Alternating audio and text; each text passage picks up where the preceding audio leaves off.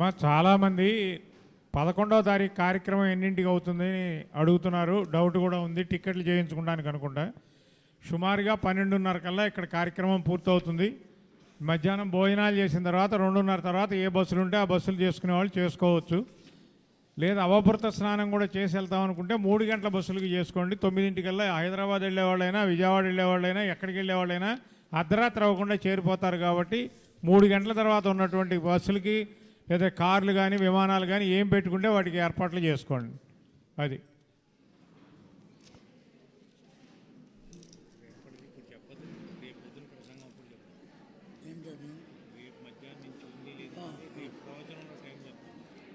అవకాశాన్ని బట్టి మన చేతిలో పెట్టుకోండి. అలాగే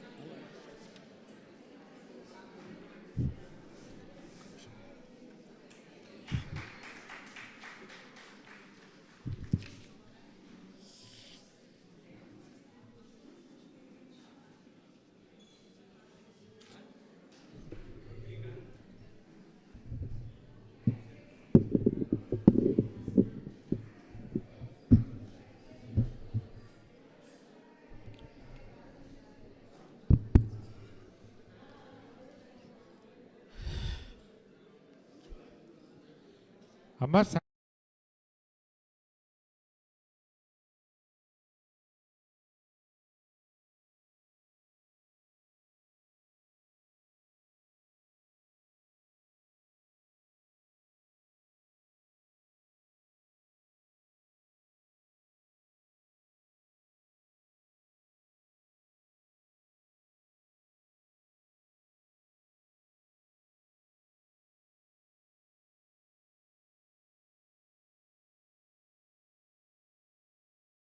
నమః హరయే నమః హరయే నమః హర నమః పార్వతీపతయే హర హర మహాదేవ హర. అథ కాలే తు సంప్రాప్తే దేవకీ దేవరూపిణి గర్భం దధార విధివత్ వసుదేవేన సంగత.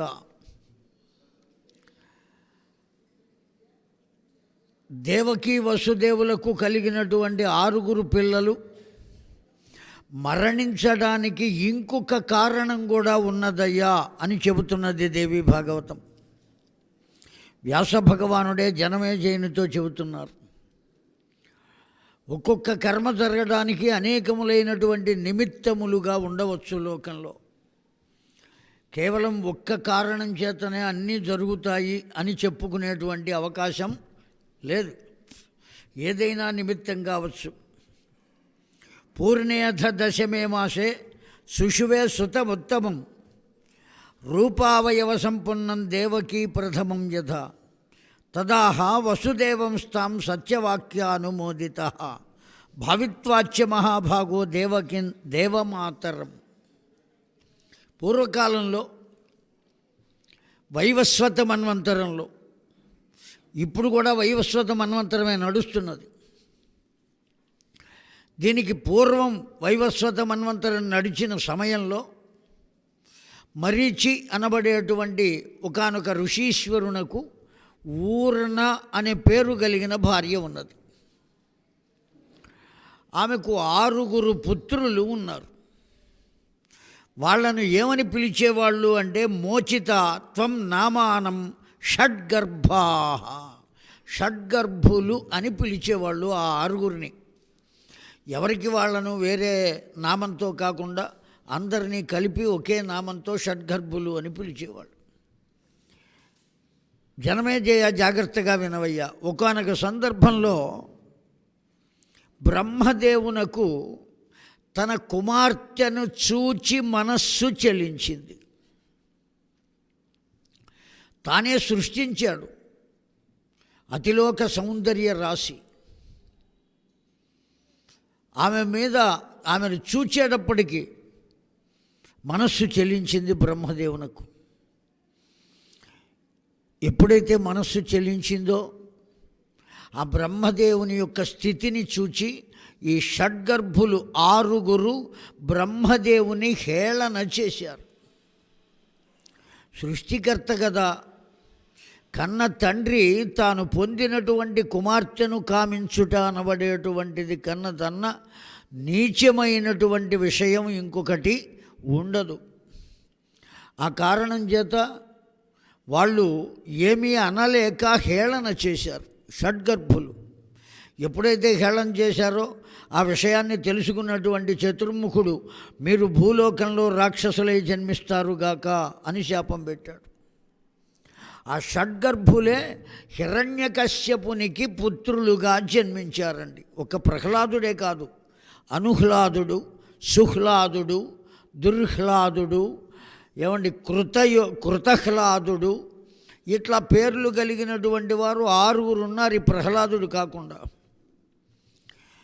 ఈ 6 పిల్లలే తపస్సు చేసి నారాయణుని గురించి తపస్సు చేస్తే నారాయణుడు ప్రత్యక్షమైతే మా గతి ఇలా పట్టిందయ్యా, మేము షడ్గర్భులము, దేవలోకంలో ఉండవలసిన వాళ్ళము, భూలోకంలో రాక్షసులుగా జన్మించవలసి వచ్చింది. కారణం చేత మేము దోషమే చేశాం.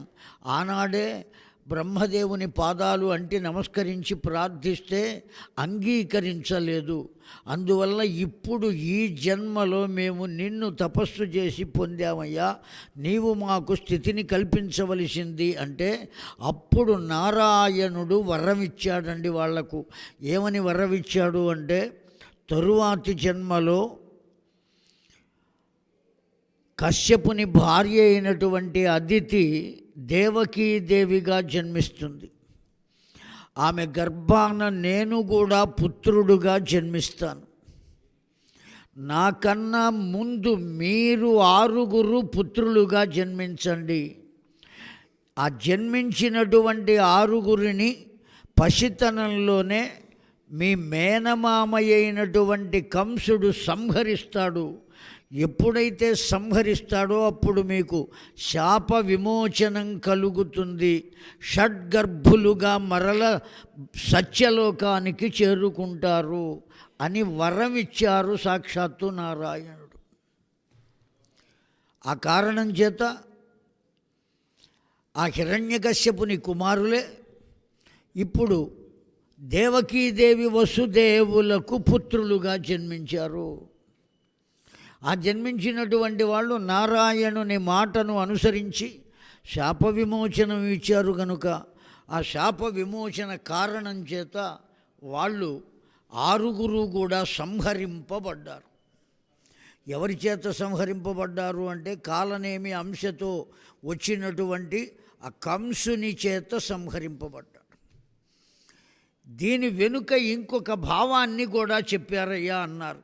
గర్భందధార విధివద్ వసుదేవేన సంగత రూపాయ దదాహ వసుదేవంస్తాం సత్యవాక్య అనుమోదిత భావిత్వాచ్య మహాభాగో దేవకీం దేవమాతరం. ఆ దేవకీదేవి సామాన్యమైనటువంటి వనిత కాదు, సాక్షాత్తు దేవమాత అదితి అయినటువంటిదే. అదితి తరువాతి జన్మలో దేవమాత దేవకీదేవిగా వచ్చింది. సర్వసాధారణంగా ఏ మానవుడికైనా లోకంలో భూలోకంలో పెద్దలు ఇక్కడ ఉన్నారు, ఉపనయనం కనుక జరిగితే ఆ వటువుని ఎవరికి అప్పచెబుతుందండి కన్న తల్లి మంత్రపూతంగా? మన ఇంట్లో ఉన్న ఓ పిల్లవాడికి బ్రాహ్మణుడు, ఆ పిల్లవాడికి గర్భాష్టమే ఉపవీత, వాడికి ఉపనయనం జరిగింది. ఆ ఉపనయనం జరిగినటువంటి వాడు పంచశిఖలు పెట్టుకుని కౌపీనాన్ని ధరించి దండధరుడై ఆ కృష్ణ మౌంజీ ధారణ చేసినటువంటి వాడు భిక్షాటన చేస్తే ఆ పిల్లవాడిని ఆ తల్లి ఎవరికి అప్పచెబుతుంది? ఉపనయనంలో అదితికి అప్పచెబుతుందండి. అంతే కదండి, ఎవరికి అప్పచెబుతుంది? అదితికి అప్పచెబుతుంది. దేవతలందరినీ ఏ విధంగా నీవు పెంచావో, ఎలా విద్యావంతులను చేశావో, ఒక్కొక్క శాఖకు అధిపతులుగా ఎలా తయారు చేశావో, ఆ నా పిల్లవాణ్ణి కూడా అలా తయారు చేయవలసినది అని ఆ వటువును కన్న తల్లి ఎవరికి అప్పచెబుతోంది? అదితికి అప్పచెబుతోంది. దేవతల వలె తయారు చేయి, నా పిల్లవాడు కూడా దేవత. అందుకనే వాడిని ఏమంటారంటే ఉపనయనము అంటే అర్థం ఏమిటండి? సర్వసాధారణంగా లోకంలో అందరూ ఏం చెప్పుకుంటారంటే నయనము అంటే కన్ను, ఉపనయనము అంటే మూడో కన్ను, శివుడికి ఉన్నట్టే మనకు కూడా ఉన్నది, వాడికి మూడో కన్ను వచ్చింది, అదే జ్ఞానము అని ఏదో ఏదో చెప్పుకుంటాం మనం. కాదండి, ఆనయనము అంటే చేర్చుట అని అర్థం. ఉప అంటే సమీపే, సమీపమునకు చేర్చుట. ఎవరి సమీపమునకు చేర్చుట? పంచశీర్ష ఉపనయనే వినియోగ. 5 తలలు కలిగిన వాడు ఎవ్వడో వాడి దగ్గరకు చేర్చుట. ఎవరు 5 తలలు కలిగిన వాడు? సజ్జోజాతం ప్రపజ్యామి సజ్జోజాతాయ వై నమో నమః, భవే భవేనాతి భవే భవత్స్వపాం భవోద్భవాయ నమః, వామదేవాయ నమో, జ్యేష్ఠాయ నమ, శ్రేష్ఠాయ నమో, రుద్రాయ నమ, కాలాయ నమ, కల వికరణాయ నమో, బల వికరణాయ నమో, బలాయ నమో, బల ప్రమథనాయ నమ, సర్వభూతదమనాయ నమ, మనోన్మనాయ నమ. 5 మంత్రాలు చెబుతున్నాం, ఒక్కొక్క శిరస్సుకు ఒక్కొక్క మంత్రం. ఈ 5 శిరస్సు కలిగినటువంటి మనోన్మనాయ నమ. అఘోర ఖఘోర, ఎన్ని తత్వాలు కలిగి ఉన్నాడండి వాడు. తత్పురుషాయ విద్మహే మహాదేవాయ ధీమహి అంటున్నాం. మళ్ళీ ఈశాన సర్వ విద్యానాం ఈశ్వర సర్వభూతానాం బ్రహ్మాధిపతి బ్రహ్మణోధిపతి బ్రహ్మ శివో మే అస్తు సదా శివోం. ఇలా 5 తలలు కలిగినటువంటి ఆ పరబ్రహ్మము ఎవడైతే ఉన్నాడో, నిరాకార సాకారమైనటువంటి తత్వములతో ఉన్నటువంటి ఆ పరమేశ్వరుని వద్దకు ఆ పిల్లవాణ్ణి చేర్చుటయే ఉపనయనము. ఉపనయనము అంటే భగవంతుని వద్దకు చేర్చుట. ఆ అతిథినికి అప్పచెప్పి, నీ పిల్లల్ని ఎట్లయితే భగవంతుడికి అప్పచెప్పావో నువ్వు కూడా నా పిల్లవాడిని అలా తయారు చేయవమ్మా అని అతిథికి అప్పచెబుతారండి. అంత గొప్ప స్థితి కలిగినటువంటి అతిథి. ఆ అతిథికి కలిగిన పిల్లల్ని 6గురిని అలా సంహరించడానికి గల కారణం ఏమై ఉంటుంది? ప్రత్యేకించి అదేదో శిక్ష అయి ఉంటుందా? కాదు కాదు అని ఊహించినటువంటి దేవతలే ఇదిగో ఈ విధమైన కారణం చేత ఆ 6గురిని సంహరించారయ్యా, వాళ్లకు శాప ఉపశమనం కలుగాలి కనుక, శాప అవసానం కలగాలి కనుక సంహరించారు. అంతేకాదు వేదాంతపరమైన భావం కూడా చెప్పారండి దానికి. దేవకీదేవికి 8వ గర్భంలో జన్మించేటువంటి వారెవ్వరు అంటే సాక్షాత్తు నారాయణుడే 8వ గర్భంలో అవతరించనున్నాడు. జాగ్రత్తగా విందామండి. భగవంతుడు వచ్చి ఇక్కడ చేరాలి అంటే మనలో ఉన్నవి 6 పోవాలి.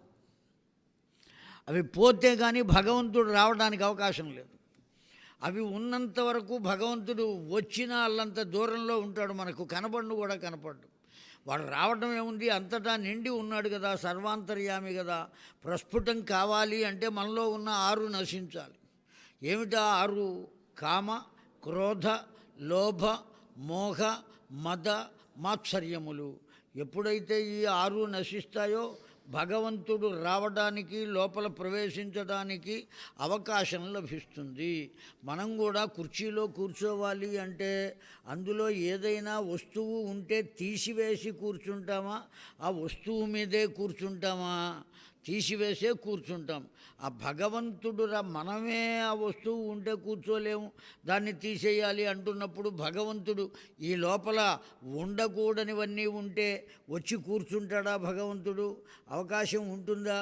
వచ్చినా అలా చూస్తూ నుంచుంటాడు తప్ప లోపల కూర్చోలేడు పాపం వాడు.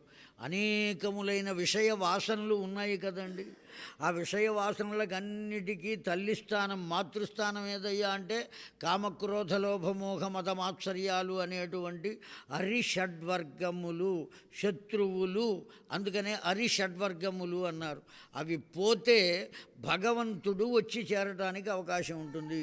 ఇప్పుడు దేవకీదేవి గర్భస్థుడై 8వ వాడుగా రావాలి అంటే ఈ 6గురు పోవాలి. అందుకోసమని ఆ 6గురిని పంపించటమే ఈ 6గురు పిల్లలను సంహరించుట అని చెప్పింది వేదాంత భావం. ఈ 6గురు పిల్లలు ఎవరు? దేవకీదేవికి కలిగినటువంటి వారే. అవునా అండి? ఆ దేవికి కలిగినటువంటి వాళ్ళు అంటే కామక్రోధ లోభమోహ మదమాత్సర్యాలు ఆమెకు కూడా ఉన్నాయి. అవి కూడా నశిస్తే కానీ భగవంతుడు అక్కడ ప్రవేశించి ప్రస్ఫుటమై ఉత్పన్నమై మనకు అవతార రూపంలో దర్శనమిచ్చే అవకాశం లేదు. అందుకని అవి పోగొట్టాలి కనుక ముందుగా వచ్చి చేరుకున్నటువంటి ఆ ఆరింటిని పోగొట్టాలి అంటే మనకేం కావాలి? ఏం కలిగితే అవి పోగొట్టుకోగలుగుతాం? ముఖ్యంగా ఒక్క కారణం చెప్పాలి. ఈ ఆరింటిని కూడా ఎవరు పోగొట్టాలి? ఎవరి దగ్గర ఉంటే వాళ్ళు పోగొట్టుకోవాలి. నా వద్ద ఉన్న కామక్రోధ లోభమోహ మదమాత్సర్యాలు మీరెవరైనా పోగొట్టగలుగుతారా? మీ వద్ద ఉన్నటువంటి వాటిల్ని నేను పోగొట్టగలుగుతానా? చేతనైతే పురాణం చెప్పగలుగుతా, కానీ లోపలున్న కామం, క్రోధం, లోభం, మోహం, మదం, మాత్సర్యం ఒకదాని వెంట ఒకటి ఉంటుంది. ఎలా పోగొట్టగలుగుతాం? ఎవరికి వాళ్ళే వాటిని నిత్యజించాలి, విముక్తం చేసుకోవాలి. వాటి నుంచి ఎవ్వరో చేసేటువంటి అవకాశం లేదు. కనుక ఇప్పుడు ఆ ఆరుగురు ఎవరి దగ్గర ఉన్నారు అంటే కంసుని వద్ద ఉన్నారు. ఆ ఆరుగురు పిల్లలతోనూ ఆడుకుంటున్నాడు కంసుడు. జాగ్రత్తగా వినండి. నెత్తి మీద ఇద్దరు, భుజాల మీద ఇద్దరు, పొట్ట మీద ఇద్దరు, మొత్తం ఆరుగురు పిల్లలతో ఆడుకుంటున్నాడు వాడు ఆ కంసుడు. ఆ సమయంలో వచ్చాడు అక్కడికి. ఎవరు వచ్చింది? నారదుడు. నాకన్నా మీకే బాగా తెలుసు పురాణం. వెంటనే చెప్పారు, గోడకు కొట్టిన బంతి వచ్చినట్టుగా వచ్చింది. నారదుడు వచ్చాడు అక్కడికి. ఏమండి, ఆ నారదుడు ఎవరయ్యా ఈ పిల్లలు అని అడిగాడు కంసుడిని. నీకు తెలీదా నారదా, నా మేనల్లుళ్ళయ్యా, మా దేవకీదేవి పుత్రులు ఎంత బాగున్నారో చూడు, చిదిమి దీపం పెట్టుకోవచ్చయ్యా, వాళ్ళతో ఆడుకుంటున్నాను అంటే నారదుడు ఏమన్నాడు? నిన్ను చూస్తే జాలేస్తోందయ్యా అన్నాడు. దేనికి జాలి వేస్తోందయ్యా? ఈ ఆరుగురు ఎవరో తెలుసునా? 8వ గర్భంలో వచ్చేటువంటి వాడు సాక్షాత్తు నారాయణుడు. నారదుల వారు చెప్పిన మాట ఇది కంసునకు. 8వ గర్భంలో నీ చెల్లెలు దేవికి కలిగే పిల్లవాడు సాక్షాత్తు నారాయణుడే. అతడు నిన్ను సంహరించడానికే అవతరిస్తున్నాడు.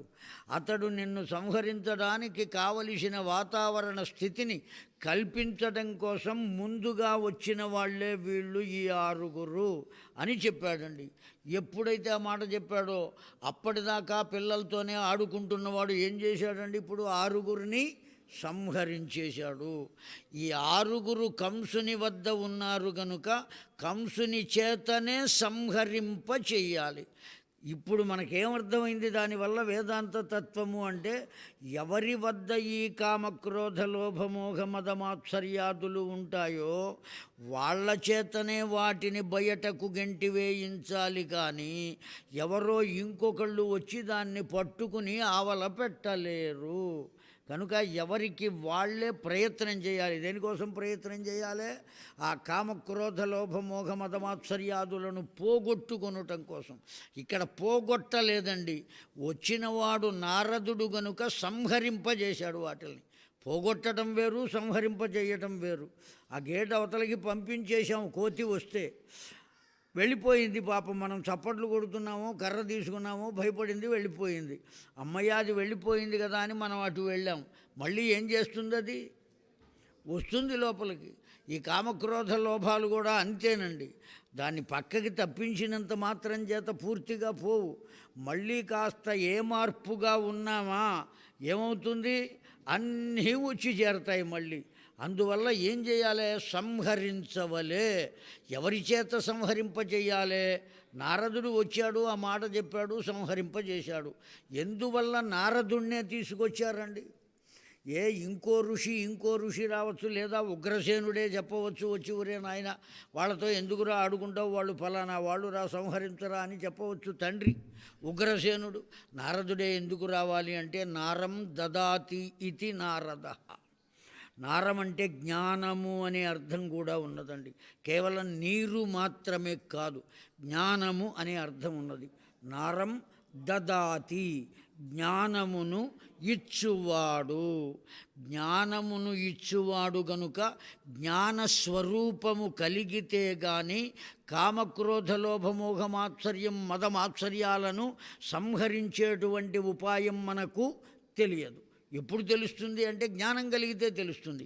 అందుకనే జ్ఞానదాత అయినటువంటి నారదుని రప్పించి అతడి చేత ఎవరి వద్ద ఇవి ఉన్నాయో వారికి బోధ చేయించి వాళ్ళ చేతనే ఆరింటిని సంహరింపచేస్తే భగవంతుడు రావడానికి సుగమము అయినది మార్గము. భగవంతుడు ఇప్పుడు ఎన్నో గర్భంలో రావాలి?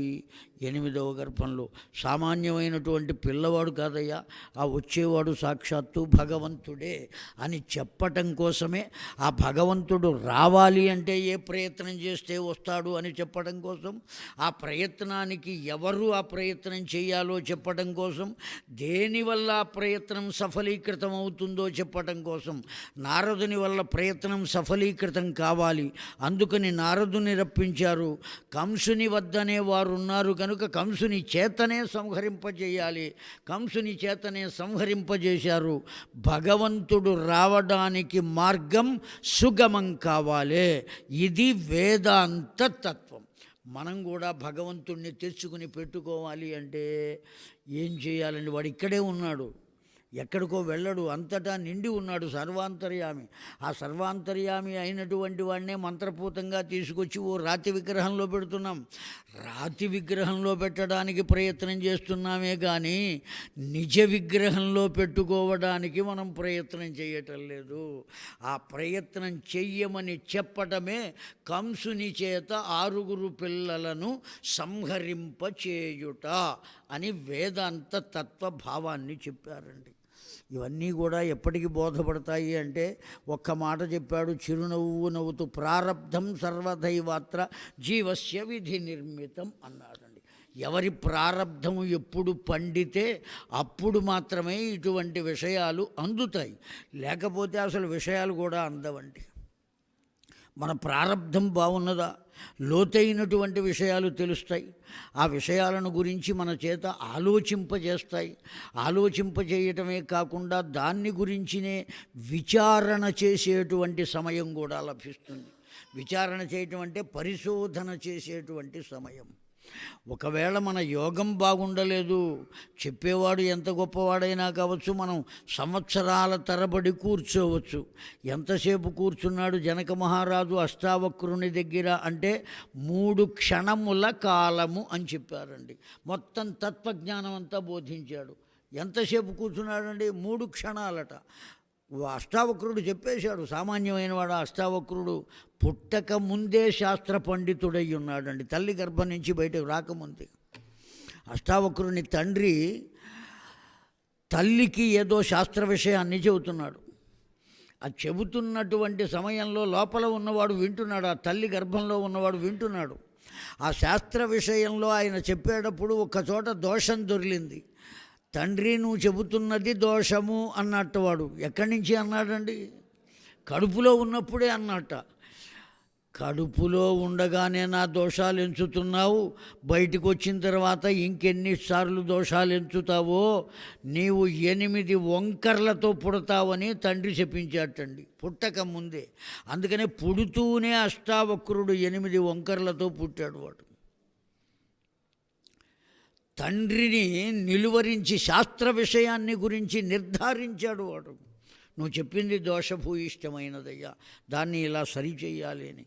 అంత దివ్యత్వం ఎట్లా వచ్చిందయ్యా అంటే గత జన్మ నుంచి వచ్చింది. ఇందాక చెప్పుకున్నాం కదా మనం, ప్రాక్తన జన్మ విశేష, జన్మల నుంచి వచ్చేటువంటి సంస్కారం ఆ విధంగా పొందాలి. అందుకనే ఈ జన్మలో చేతనైనంత వరకు సత్కర్మలు చేద్దాం, ఖాళీ లేకుండా అనేకముగా సత్కర్మలు చేద్దాం, అనేక రకాలుగా చేద్దాం, ఎక్కడ ఖాళీ లేకుండా. దేనికోసం?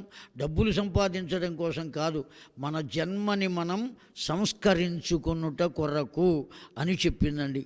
ఈ పురాణాలు చెప్పించిన భజనలు చేసిన, సప్తప్రహరలు చేసిన ఆ కంచెర్ల గోపన్న రామదాసు అనబడేటువంటి వాడు ఇంత ఎత్తు దీపారాధన కుందులు పెట్టి చుట్టూ ఇంత పొడుగున చెక్కతో చేసిన చిరతలు చేత పట్టుకుని అందరి చేత భజనలు చేయించేవాడు. భజన సంప్రదాయం ఎక్కడ ఏర్పడింది అంటే అతడితోనే ఏర్పడింది. తెలుగు రాష్ట్రాల్లో చుట్టూ తిరుగుతూ నాట్యం చేస్తూ భజనలు చేసేవారే ఒకప్పుడు ఉండేదండి. ఇప్పుడు మామూలుగా గుళ్ళో కూర్చుని భజన చేసేవాడు కూడా కనబట్టల్లా. ఒకవేళ భజన చేసినా బృందం వాళ్ళంతా వస్తారు, వాళ్ళు మాత్రమే ఏ అమ్మకన్న పిల్లాడివిరా ఎక్కెక్కి ఏడుస్తున్నావు అన్నట్టు వాళ్ళే భజన చేస్తారు, వాళ్ళతోనే వెళ్ళిపోతారు ఏ టిఫిన్ చేసి. అంతే తప్ప ఊళ్ళో వాళ్ళందరూ కూడా వచ్చి కూర్చుని వాళ్ళతో పాటు వంత పాడి ఆ కాసేపు భగవన్నామం చేద్దాం అనుకునేటువంటి వాళ్ళు ఎవరండి? ఎవరికి ఉన్నదా తీరుబాటు? ఆ భగవత్ తత్వాన్ని పొందాలి అనేటు విచిత్ర కర్మాణం ప్రాక్ దుర్జ్ఞేయ హ్యాకృతాత్మభి సర్వేషాం కిల జీవానాం కాలపాశ అనువర్తినాం. లోకంలో ఉండే వాళ్ళందరూ కూడా కాలపాశానికి బద్ధులయ్యున్నారయ్యా. అందరూ వాళ్ళంతట వాళ్ళుగా అనేక రకాలైనటువంటి పనులు చేస్తూ ఉంటారు. అన్నీ ఎవరి మీద నెట్టేస్తారయ్యా అంటే కలిప్రభావం చేతనే అంటారండి. ఎవరి మీద పెడతారండి? కలిపురుషుడు. చెట్ట చివరికి నేను అనుకుంటూ ఉంటానండి, ఆ కలిపురుషుడు కూడా మనకు కనబడకుండా ఎక్కడో ఓ మూల కూర్చుని ఏడుస్తున్నాడు. వాడు ఏడుస్తున్నాడండి ఆ కలిపురుషుడు. ఎందుకు ఏడుస్తున్నావురా అని అడుగుదాం మనం. వాడు ఏం సమాధానం చెబుతాడో నేనే చెబుతా. అన్నీ నా మీద పెట్టేస్తున్నారయ్యా, నేనంత దుర్మార్గుణ్ణి కాదు అని ఏడుస్తున్నాడు కలిపురుషుడు. ఎన్ని దురాగతాలండి. ఆ కలిపురుషునికి తెలియని దురాగతాలు కూడా మనం తెలియచేస్తున్నాం. ఆ విధంగా మానవుని యొక్క మస్తిష్కము ప్రవర్తిస్తున్నది పెద్దలారా. ఎవరినో నిందించడం కోసం కాదు, ఒక్కసారి మనల్ని మనం ప్రశ్నించుకోవాలి. ఆ విధమైనటువంటి స్థితిలో చెబుతున్నాడు, కౌతక ప్రేక్షి సర్వదా కలహప్రియ. ఎవ్వడు చూచినప్పటికీ ఎప్పటికప్పుడు ఒక దూకి వాడి మీద యుద్ధం చేద్దామనేటువంటి ఆలోచనతో ఉన్నాడే తప్ప సౌమ్యంగా పలకరించే వాళ్ళు ఎవరున్నారయ్యా? దేవకార్యార్థమాగత్య సర్వమేతచ్చకార. పోనీ ఇదిగో ఈ కర్మను దైవకార్యంగా చేద్దాం అనుకునేటువంటి వాళ్ళు ఎవరున్నారండి? ఆ పెద్ద మనిషికి నిజంగా నిలువెత్తు నమస్కారం చేయాలి మనం. ఎందుకు చేయాలి? హాయిగా ఇంట్లో కూర్చుని తినలేడు ఆయన. ఏమండి, ఆయనకే కాదు వాళ్ళ ఆవిడకి కూడా మనం నమస్కారం చేయాలి. డబ్బులన్నీ ఇట్లా నాశనం చేస్తావా, ఎక్కడెక్కడ తీర్థయాత్రలకు పెడుతున్నావు, నీ ఇష్టం వచ్చినట్టు ఇంకొకసారి పెట్టావా, మర్యాద దక్కదు అన్నదనుకోండి, కామేశ్వర శాస్త్రి గారు ఏ పని చేయలేడు. కనీసం 10 మందినైనా తీసుకుని వచ్చి అలా కూర్చుండబెట్టి కేవలం ఒక్కడితో పురాణం చెప్పిస్తున్నాడండి ఆయన. అనేక మందిని పిలుచు రోజుకొక్కరు చొప్పున మహానుభావులు ఉద్భవిస్తున్నారు. హిమాలయ పర్వతాల నుంచి ఋషులు వచ్చినట్టుగా వస్తున్నారు. రేపు మైసూరు నుంచి వస్తున్నారండి, దత్తపీఠం నుంచి మహానుభావులు ఎంతోమంది. అనేక మందిని తీసుకొచ్చి చుక్క నీటి బొట్టు గొప్ప సంద్రమగునురా. ఎక్కడ ఏ పుట్టలో ఏ పాము ఉన్నదో తెలియదు కదా. మొత్తానికి ఒక పాము అయితే దొరికింది, అది మాత్రం చేస్తూనే ఉంటుంది. అనేక పాములు విచిత్రమైనవన్నీ తీసుకొచ్చి ఇక్కడ పెట్టి వాటిని కూడా మనకు చూపించి ఆశీర్వదింపజేసి ఇంత దివ్యమైనటువంటి కార్యక్రమం నిరంతరము భగవద్ యోగముతో కూడుకున్నటువంటి కర్మలను ఆచరించుట. ఎవరితో ముడిపడి ఉండాలి మన జీవితం? బాహ్యమైనటువంటి విషయ వాసనలతో ముడిపడి ఉండరాదండి. దేంతో ముడిపడి ఉండాలి అంటే భగవంతునితో ముడిపడి ఉండాలి. భగవంతునితో ముడిపడి ఉండాలంటే కేవలం గుళ్ళోనే కూర్చోవలసిన ఆవశ్యకత లేదండి. వాడు మన దగ్గరికి వచ్చే సాధన చేస్తే మనం ఎవరితో ఉంటాం? భగవంతునితోనే ఉంటాం. ఏవం షడ్బాలకాస్తేన జాతా నిపాతితా షడ్గర్భాశాపయోగేన విమోచనం సంభూయ మరణంగతా శృణు రాజన్ ప్రవక్ష్యామి తేషం శాపస్య కారణం స్వయంభువేంద్ర అభ్యంతరే పుత్ర మరీచేహే షణ్మహాబలాహ. వాళ్ళు మళ్ళీ ఎప్పుడైతే సంహరింపబడ్డారో కంసుని చేత మళ్ళీ షడ్గర్భులుగానే ఎక్కడికి వచ్చారండి వాళ్ళు? శాప విమోచనం అయిపోయింది, దేవలోకానికి వచ్చేశారయ్యా. ఆ విధమైనటువంటి స్థితి కలిగింది. ఆ విధంగా 6 వెళ్ళిపోయిన తర్వాత 7వ గర్భాన్ని ఏం చేశారు? ఆదత్తం చేయించి వసుదేవుని యొక్క ఇంకొక భార్య నందరాజు రక్షణలో ఉన్నదండి. ఇక్కడ కూడా చెబుతున్నాడండి, విప్రచిత్తర్జితా శల్య స్నేహభావేన కేసీ హయరాస్థితా పుత్రస్తుతే సంభావయే విశ్వాసం తదభవతు అన్నాడండి. ఆ వసుదేవునకు తన మిత్రుని యందు ఎంత విశ్వాసం! తన భార్యను ఎవరి వద్ద ఉంచాడండి? భావమరది అయినటువంటి కంసునకు భయపడి, ఆ కంసుడు ఏం చేస్తాడు అని పెద్ద భార్య అయినటువంటి ఆ రోహిణీదేవిని తీసుకువెళ్ళి ఎవరి దగ్గర ఉంచాడు? నందరాజు వద్ద ఉంచాడు. కేవలం బంధువు కాదు నందరాజు, స్నేహితుడు మాత్రమే. ఆ స్నేహ ధర్మము ఎంత విశ్వాసంతో కూడుకుని ఉన్నది! ఎప్పటికీ కూడా స్నేహం అట్లాగే ఉండాలండి. అవసరం ఉన్నంత వరకు స్నేహం కాదు. స్నేహము అనే పదానికి ఇంకో అర్థం కూడా ఉన్నది, నూనె అని అర్థం ఉన్నదండి. అంత తేలిగ్గా వదులుతుందా అండి జిడ్డు? వదలదు. వదలకుండా ఉండేది కనుకనే అది స్నేహం. ఆ స్నేహం అలా ఉండాలి. అవసరం వరకు స్నేహం, తీరిన తరువాత అతడితో నాకు సంబంధం లేదు అనేటువంటిది స్నేహం అనిపించుకోదు. ఆ రోహిణీదేవిని ఎక్కడ ఉంచాడు? నందరాజు వద్ద ఉంచాడు. ఇప్పుడు 7వ గర్భాన్ని తీసుకుని వెళ్ళి సాక్షాత్తు ఆ అమ్మవారు మహామాయ అంటే ఎవరండి? ఆ అమ్మవారే. ఆ అమ్మవారికే కాత్యాయని, కాళి, భగళ, చాముండి ఎన్ని పేర్లున్నాయో సామాన్యంగా ముత్తుస్వామి దీక్షితరు వారు కీర్తించాడు. భండ, చండ, ముండ, ఖండన, మహిష, భంజని, జనరంజని, నిరంజని, పండిత శ్రీ గుహదాస పోషిణి, పాహిమాం శ్రీ రాజరాజేశ్వరి అని కీర్తించాడు ఆయన. ఎన్ని రకాలైన నామాలు ఉన్నాయో! 1000 నామాలు మాత్రమే ఉన్నాయా? అనంతమైనటువంటి నామములతో విలసిల్లేటువంటి తల్లి ఆ తల్లి. ఆ నామములన్నీ కూడా లక్షణాలేనండి.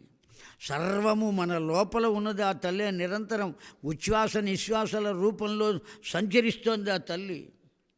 ఆ ఉచ్ఛ్వాస నిశ్వాసలే కనుక ఆగిపోతే ఏం చేస్తారండి? పట్టండి పట్టండి అంటారు చుట్టుపక్కల వాళ్ళు. అలా ఉంచింది ఎవరు పట్టండి అనకుండానే మనంతట మనమే పట్టుకునే స్థితిని మనకు కల్పిస్తున్నది నిరంతరం. ఎంతవరకు ఆయుర్దాయం ఉన్నదో అంతవరకు వదిలిపెట్టకుండా మనతో పాటు ఉచ్ఛ్వాస నిశ్వాసల రూపంలో ఉన్నది ఎవరు? ఆ తల్లియే. దృష్టి రూపంలో ఉన్నది ఎవరు? ఆ తల్లియే. వినికిడి రూపంలో ఉన్నది ఆ తల్లియే. ఆకలి రూపంలో క్షుధారూపేణ సంస్థిత. నమస్తస్యై నమస్తస్యై నమస్తస్యై నమో నమః. నిద్రారూపేణ సంస్థిత. ఎన్ని రూపాలతో ఉన్నదండి? లక్ష్మీ రూపేణ సంస్థిత, మాతృరూపేణ సంస్థిత, తుష్టి రూపేణ సంస్థిత. నీకున్నటువంటి తృప్తి అనబడేటువంటి పదార్థం కూడా అమ్మవారి యొక్క స్వరూపమే. స్వరూపము కానిది అంటూ ఏదున్నదో ఒక్కసారి ఆలోచించండి. ఏదీ లేదు. సర్వము ఆ తల్లి పట్ల మనం ఆధారపడి ఉన్నాము. కానీ ఆ విషయాన్ని తెలుసుకోలేక నేను నేను నేను అని భ్రమిస్తున్నాం. ఇవన్నీ నేనే చేశాను చెప్పుకున్నాం కదా. అట్లా చెమట తీసి ఒక బొట్టు పోసి కుటుంబం అంతా పైకి తీసుకురావటానికి చిన్నప్పటి నుంచి ఎంత శ్రమ పడ్డానో అంటాడు వాడు శ్రమ పడల. ఎవరు అసలు శ్రమ పడ్డారు అంటే అమ్మవారు శ్రమ పడింది. వాణ్ణి ఆధారంగా చేసుకుని ఈ పని చేయించింది. దైవం మానుష రూపేణ అని కదండి, ప్రత్యక్షంగా కనబడదు గనక. యతః వసుదేవస్తు కామిన్యా ప్రేమతంతు నియంత్రిత పుత్రోత్పత్తించ సంచించ ప్రవిష్ట సఖ భార్యయా దేవకీ గర్భగో విష్ణుదేవ కార్యసిద్ధయా. ఇప్పుడు 8వ గర్భాన్ని ధరించింది అమ్మవారే. 7వ గర్భాన్ని దేవకీదేవి గర్భము నుండి ఆదత్తము చేసి ఆ ఆదత్తం చేయటం అంటే అక్కడ ఉన్న పిండమును తొలగించుట. ఆ పిండమును ఎక్కడికి తీసుకువెళ్ళింది? ఆ రోహిణీదేవి గర్భంలో ప్రవేశపెట్టింది. అలా ప్రవేశపెట్టడాన్ని సంకర్షణము అని అంటారండి. సంకర్షణము వల్ల కలిగాడు గనుక ఆ పుత్రుడికి ఏమని పేరు పెట్టారు? సంకర్షణుడు అని పేరు పెట్టాడు.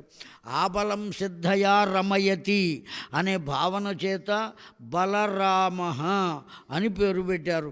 అంతేకాదు ఆదిశేషుని అంశతో వచ్చాటండి. పౌరాణికుడు అనబడేవాడు గదిలో ఉన్నాడు.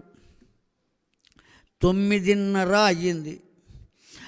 పూర్వము ఇక్కడ ఉన్నా లేకపోయినా వాడు వస్తాడు కనుక ఓ కుర్చీ, ఓ బల్ల, 2 మైకులు ఇవన్నీ సిద్ధంగా ఉంచుతారు కదండి.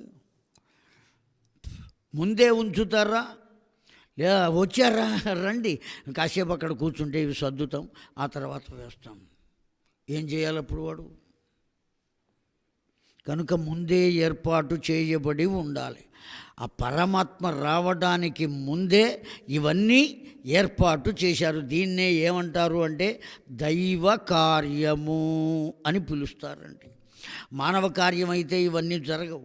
దైవ కార్యం కనుకనే ఇవన్నీ ఎవరు చూస్తారు అంటే ఆ భగవంతుడే చూసుకుంటాడండి.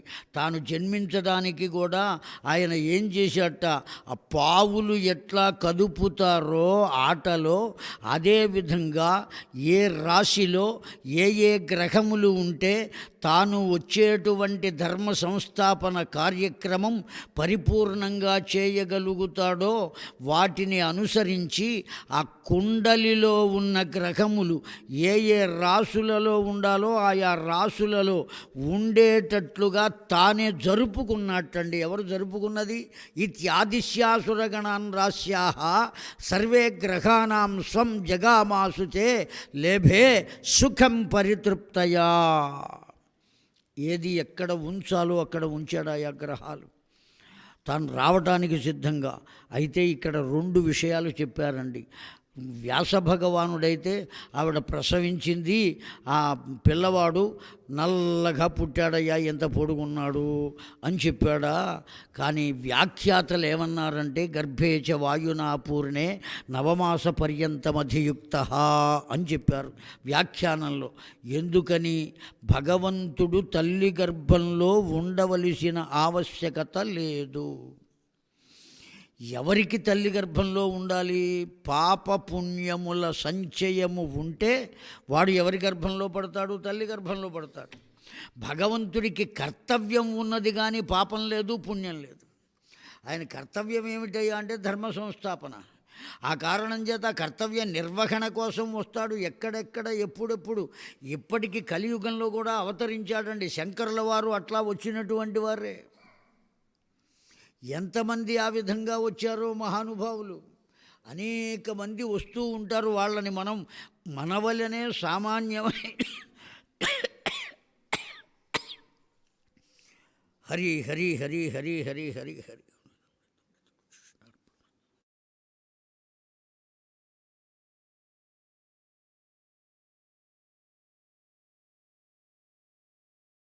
వలనే సామాన్యమైన మానవులుగా మనం భావిస్తాం. కానీ వాళ్ళు సామాన్యమైన మానవులు కాదు, అతీతమైనటువంటి శక్తి కలిగినటువంటి వారు. వాళ్ళందరూ కూడా భగవద్ అంశతేత వచ్చినటువంటి వాళ్ళే. సాక్షాత్తు కాకపోతే పరమాత్మయే ప్రత్యక్షంగా రాడు. భాగవతంలో చెప్పబడి ఉన్న అంశావతారములు, అంశాంశావతారములు, ఆవేశావతారములు, క్షణికావతారములు, పూర్ణావతారము, పరిపూర్ణావతారం. పూర్ణావతారము రామచంద్రుడు, పరిపూర్ణావతారం కృష్ణ పరమాత్మ. మిగతావన్నీ అంశావతారాలు, అంశాంశావతారాలు, ఆవేశావతారాలు, క్షణికావతారాలు ఇట్లా ఉన్నాయి. కనుక ఈ ఉన్నటువంటి అవతారాలన్నీ కూడా అంటే సూర్యుడు అక్కడే ఉండి కిరణములను భూమండలానికి ఎలా పంపుతాడో పరబ్రహ్మము గోలోకమునందే ఉండి తన దివ్యమైన శక్తిని, కొంత శక్తిని భూలోకంలో ప్రసరింపజేసి ఆ శక్తినే ఒక రూపముగా చేసి ఎక్కడ ధర్మగ్లాని జరుగుతుందో అక్కడ మరల ధర్మాన్ని స్థాపించడానికి ఉపయుక్తం చేస్తాడు తన అంశను. అలా అంశను ఉపయుక్తం చేసినటువంటి వాళ్ళు ఎంతో మంది లోకంలో ఉన్నారు.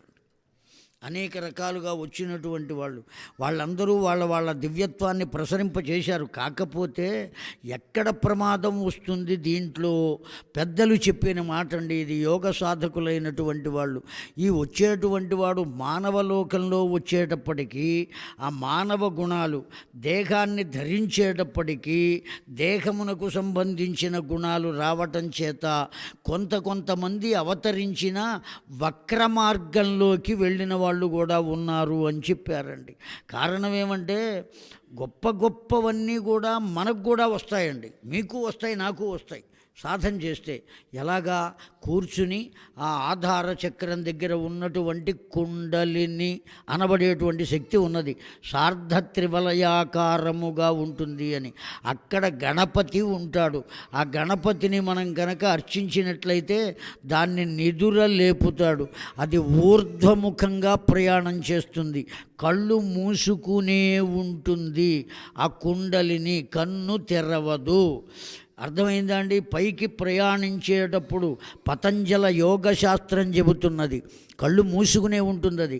దానికి మార్గం చూపించేవాళ్ళు ఇద్దరున్నారటండి. వాళ్ళ పేర్లు ఒకడు ఇడ, రెండవ వాడు పింగళ.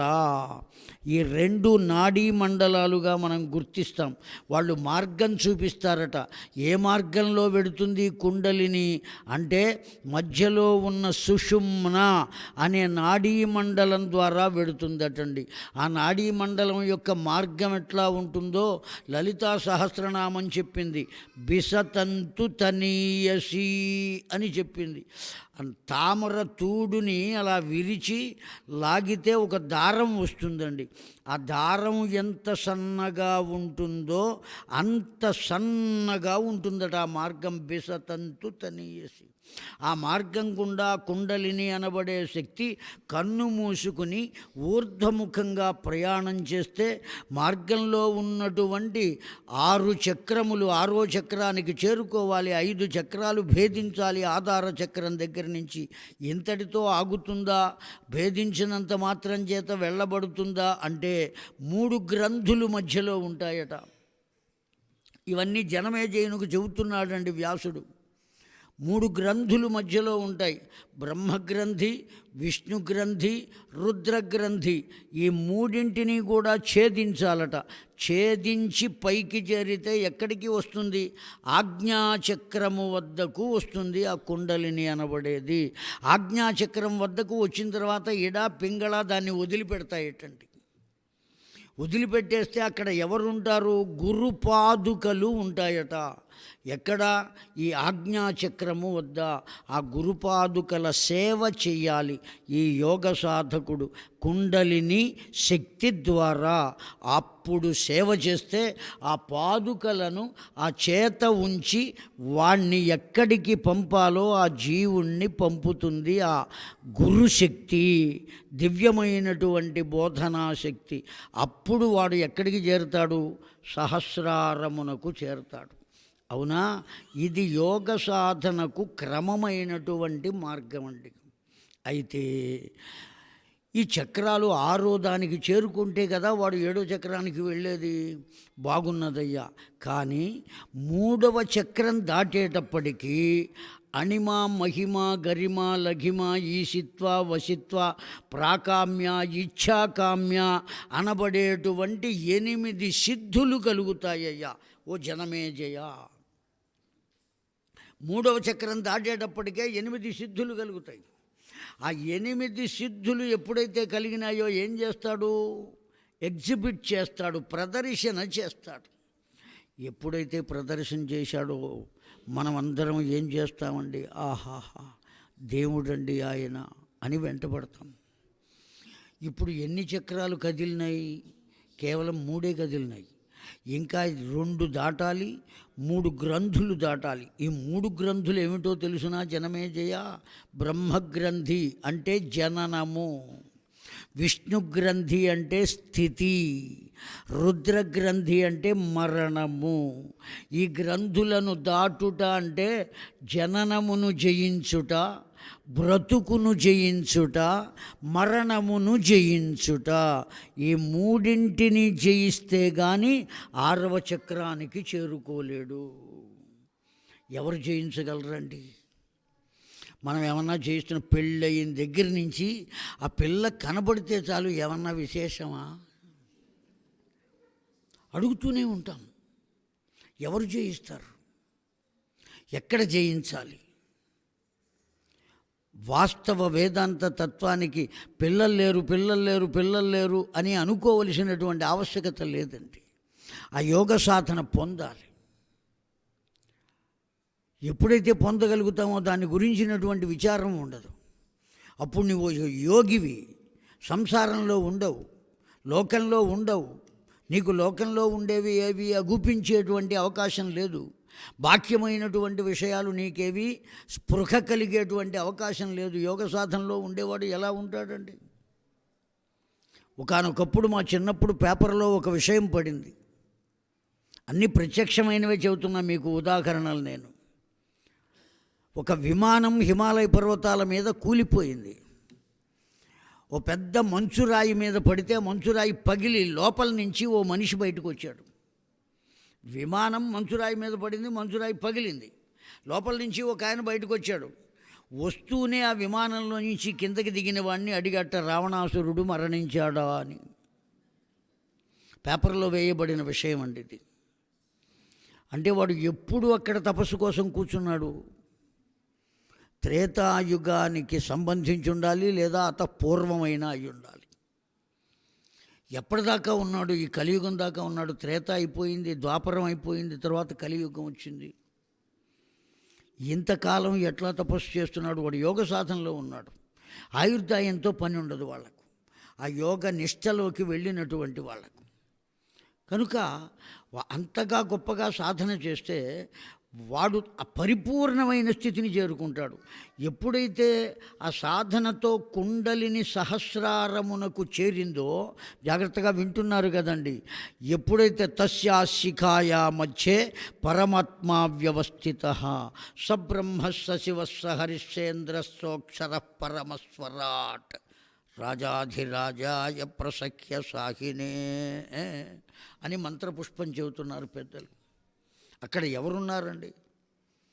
సబ్రహ్మ, స శివ, స హరి, స ఇంద్ర, స అక్షర, స్వరాట్. దివ్యమైనటువంటి భవ్యమైనటువంటి వెలుగుతో కూడుకున్నటువంటి తత్వం ఉన్నది. ఎప్పుడైతే కుండలిని వెళ్ళి అక్కడికి చేరిందో పైనుంచి అమృతము స్రవిస్తుందటండి. అమృతమే స్రవించేది. అందుకనే శ్రీచక్రార్చన చేసేటువంటి పెద్దలు, పూర్ణ దీక్షాపరులు ఎవరైతే ఉన్నారో, ఆ శ్రీచక్రార్చన చేసిన తర్వాత ఇవ్వబడే తీర్థాన్ని అమృతము అంటారు, కానీ తీర్థం తీసుకోవడానికి రావయ్యా అన్నారు. ఎందుకంటే అది అమృతం. అమృతము అంటే వీడిని మరణించకుండా కాపాడుతుంది, వాడు శాశ్వతంగా సెలేసుకుని ఉంటాడని కాదు. మరణ భయము లేని స్థితిని పొందుతాడు వాడు అమ్మ దయ వల్ల. ఇవన్నీ కూడా దేనివల్ల కలుగుతున్నాయంటే సాక్షాత్తు ఆ పరాత్పరి యొక్క దయ వల్ల. ఆ ఆవరణలు దాటి ఒక్కొక్క ఆవరణలో ఆ కోణములలో ఉండేటువంటి సర్వదేవతలను అర్చన చేస్తూ వాళ్ళను భావన చేస్తూ ఒక్కొక్క ఆవరణ దాటి దాటి దాటి త్రికోణము వద్దకు వెళ్ళి ఆ బిందుస్థానమునకు చేరుకునేటప్పటికి కలిగేటువంటి అమృతము ఎలా అయితే ఆ మేరువు మీద కనబడుతుందో, భావన కూడా అమృతంగానే స్రవిస్తుంది లోపల. ఆ భావన అమృతంగా ఎప్పుడైతే స్రవిస్తుందో ఇక శ్రీచక్రార్చన చేయవలసిన ఆవశ్యకత లేదు. ఏ స్థాయికి వెళ్ళాడు? సాక్షాత్తు తానే అమ్మవారు అనేటువంటి స్థాయికి చేరుకున్నాడు. చెబుతారు కదండి, నా రుద్రో రుద్రమర్చయేత్ అని కదా మనం మహన్యాసం చెబుతున్నది. మొత్తం శరీరం అంతా కూడా ఆ పరమేశ్వరుణ్ణి ఆవాహన చేసుకుని మనం రుద్రులుగా మారిన తర్వాత కదా నమస్తే రుద్రమన్యవతో తైషవే నమః. అలా కాకుండా చేస్తే ప్రయోజనమే ఉంది. అలాగా తాను అమ్మవారుగా మారిపోతాడయ్యా. ఆ అమ్మ యొక్క దయ అంత గొప్పది, అంత తీయనైనది. అలా చేరుకోకుండా ఎప్పుడైతే 3 సూత్రములు దాటాడో, ఈ అష్టసిద్ధులు ఎప్పుడైతే కలిగినాయో, అవి ఎప్పుడైతే ప్రదర్శన పెట్టాడో, ఎవరు బయలుదేరుతారు అంటే శిష్యులు బయలుదేరుతారు. ఆ శిష్యులందరికీ ఆశ్రయం కావాలి గనుక ఆశ్రమాలు బయలుదేరుతాయి, ఆశ్రమాలు కావాలి గనక చందా పుస్తకాలు బయలుదేరుతాయి. దీంతో మొత్తం అంతా పతనమైపోతుంది. మరల తరువాత సాధన చేసే అవకాశం ఆ సాధకుడికి ఉండదు. మనమే అక్కడికి వెడతాం. అయ్యా, మా ఆయన నా మాట వింటలేదు, మా అబ్బాయి నా మాట వింటలేదు, మా అమ్మాయికి ఉద్యోగం రాలేదు, మా అల్లుడు మా అమ్మాయిని నానా తిప్పలు పెడుతున్నాడు. మన సంసారం అంతా తీసుకువెళ్ళి ఆ యోగ సాధకుడి పాదాల దగ్గర పెడితే అతడు కూడా ఏమీ మాట్లాడలేక నేను చూచుకుంటా ఏం చూసుకుంటాడు? చూసుకుంటూనే ఉంటాడు. ఇక మళ్ళీ ఆయన తపస్సు చేసి యోగ సాధన చేసి పరిపూర్ణంగా చేరుకునే అవకాశం ఉండదు. సింపుల్గా ఇటువంటి వాళ్ళని ఏమంటారు? వేదాంతులు, మహానుభావులు, శాస్త్రవిధులు, వేదవిధులు యోగభ్రష్టుడు అంటారండి. అయ్యో, యోగభ్రష్టుడు అంటే అదేదో తిట్టు కాదు. పరిపూర్ణంగా యోగం చేయకుండా మధ్యలో దేన్ని పట్టింది అంటే భ్రష్టత్వము పట్టింది. కనుక నీవు దేని జోలికి వెళ్ళినా తథా వినిహత కేసి జ్ఞాత్వా కంసో అతి దుర్మత అక్రూరం ప్రేషయామాస క్రూర పాపం అతిస్తదాహ. ఇక్కడ 2 భావాలు చెప్పారండి. అక్రూరుడు అనబడేటువంటి వాడు రావటం, వాణ్ణి కృష్ణ పరమాత్మను తీసుకువెళ్ళడం అనేటువంటిది ఒక భావన అయితే, పరమాత్మను తీసుకువెళ్ళడానికి, పరమాత్మను పొందడానికి కావలసినటువంటి తత్వము, లక్షణము అక్రూరము. ఇంకొకళ్ళు ఎవరూ తీసుకువెళ్ళలేరండి. క్రూరత్వం కలిగినటువంటి వాడు పరమాత్మ దగ్గరికి చేరుకోగలుగుతాడా? మనం వెళ్ళలేమండి. మనకే తెలుసు, మనం చేస్తున్నటువంటి పనులన్నీ మన మనస్సుకు మనకు తెలుసు కదండి. ఒకవేళ ఎవరికైనా అమ్మవారో అయ్యవారో ఆవేశించారనుకోండి, వాళ్ళు మొత్తం కూర్చుని అన్నీ చెబుతున్నారు, ఊగిపోతున్నారు, అన్నీ చెబుతున్నారు. ఈ తప్పుడు పనులు చేసేవాడు అక్కడికి వెళ్ళి నుంచుంటాడా అండి? పొరపాటును కూడా నుంచోడు. ఎందుకు నుంచోడంటే వాళ్ళు మన గురించి చెప్పేస్తుందేమో, ఆవిడ లోకానికి తెలుస్తుందనే భయం ఉంటుంది ముందు వీడికి. వాడికి కావలసిందేదో అడుగుదామనుకున్నా అక్కడికి వెళ్ళలేడు. కనుక అట్లా ఉంటుందా? ఆవాహన జరుగుతుందా అంటే జరుగుతుందండి. విశ్వాంతరాళములో నిండినటువంటి ఆ భగవత్ శక్తి తాను ఎక్కడికి చేరాలో అక్కడికి చేరుతుంది, ఏం చెయ్యాలో ఆ పని చేస్తుంది. చేరటం కోసం ఒక పవిత్రమైనటువంటి దేహము, ఒక పవిత్రమైనటువంటి హృదయము ఆ భగవత్ శక్తికి గనక లభించినట్లయితే భూమండలంలో దాంట్లో ప్రవేశిస్తుంది ఆ భగవత్ శక్తి. ఆ పవిత్రమైన శరీరంలో ఏ విధమైనటువంటి కల్మషము లోపల లేనటువంటి శరీరం అయి ఉండాలి, హృదయం అయి ఉండాలి. అప్పుడు తప్పకుండా ప్రవేశిస్తుంది. అంతటా వ్యాపించి ఉన్నది కదా. తాను చెప్పవలసిందేదో చెప్పడానికి, తాను చేయవలసిందేదో చేయటానికి తాను శరీరాన్ని పొందలేదు కనుక ఈ శరీరంలో ప్రవేశించి చేద్దాం అనే ఆలోచనతో భగవత్ తత్వం ప్రవేశిస్తుంది. ఒక రాతి విగ్రహంలో ప్రవేశిస్తుందా లేదా? మనం వెళ్ళి నమస్కారం చేస్తున్నామా లేదా? బిచ్చగాడు వచ్చి రూపాయి అడిగితే ఇవ్వం, కానీ భగవంతుడికి బంగారంతో బొట్టు చేయిస్తాం. ఎందుకు చేయిస్తున్నామంటే అక్కడ భగవంతుడు ఉన్నాడు అనే ఆలోచనతో చేయిస్తున్నాం. ఆ రాతి విగ్రహంలోకి ఎలా ప్రవేశించాడంటే ఇలాగే. ఈ విధంగా ఆ తండ్రి సాక్షాత్తు నారాయణుడే, గోలోకవాసి అయిన చతుర్భుజుడైనటువంటి సాక్షాత్తు ఆ పరమాత్మయే అనేకములైన లీలలు పసితనంలో నిర్వర్తించారండి. బాలోహృత ఖలు తథాపి మమ ఇవ దోషాత్ నాకంగత పరపురం నచ యాదవాచ్య రక్షావతీవ నగరీ కిల వీరవర్యై మాయా తదైవ జనని ప్రకట ప్రభావ మే బాలక పరిహృత కుహకేన కేన. ఎన్ని రకాలుగా భగవంతుడు ఆ యాదవులను రక్షించడం కోసమో ప్రయత్నం చేశాడండి, అనేక రకాలుగా. ఆ జరాసంధుని నుండి కాపాడడానికి కానీ అనేక రకాలుగా.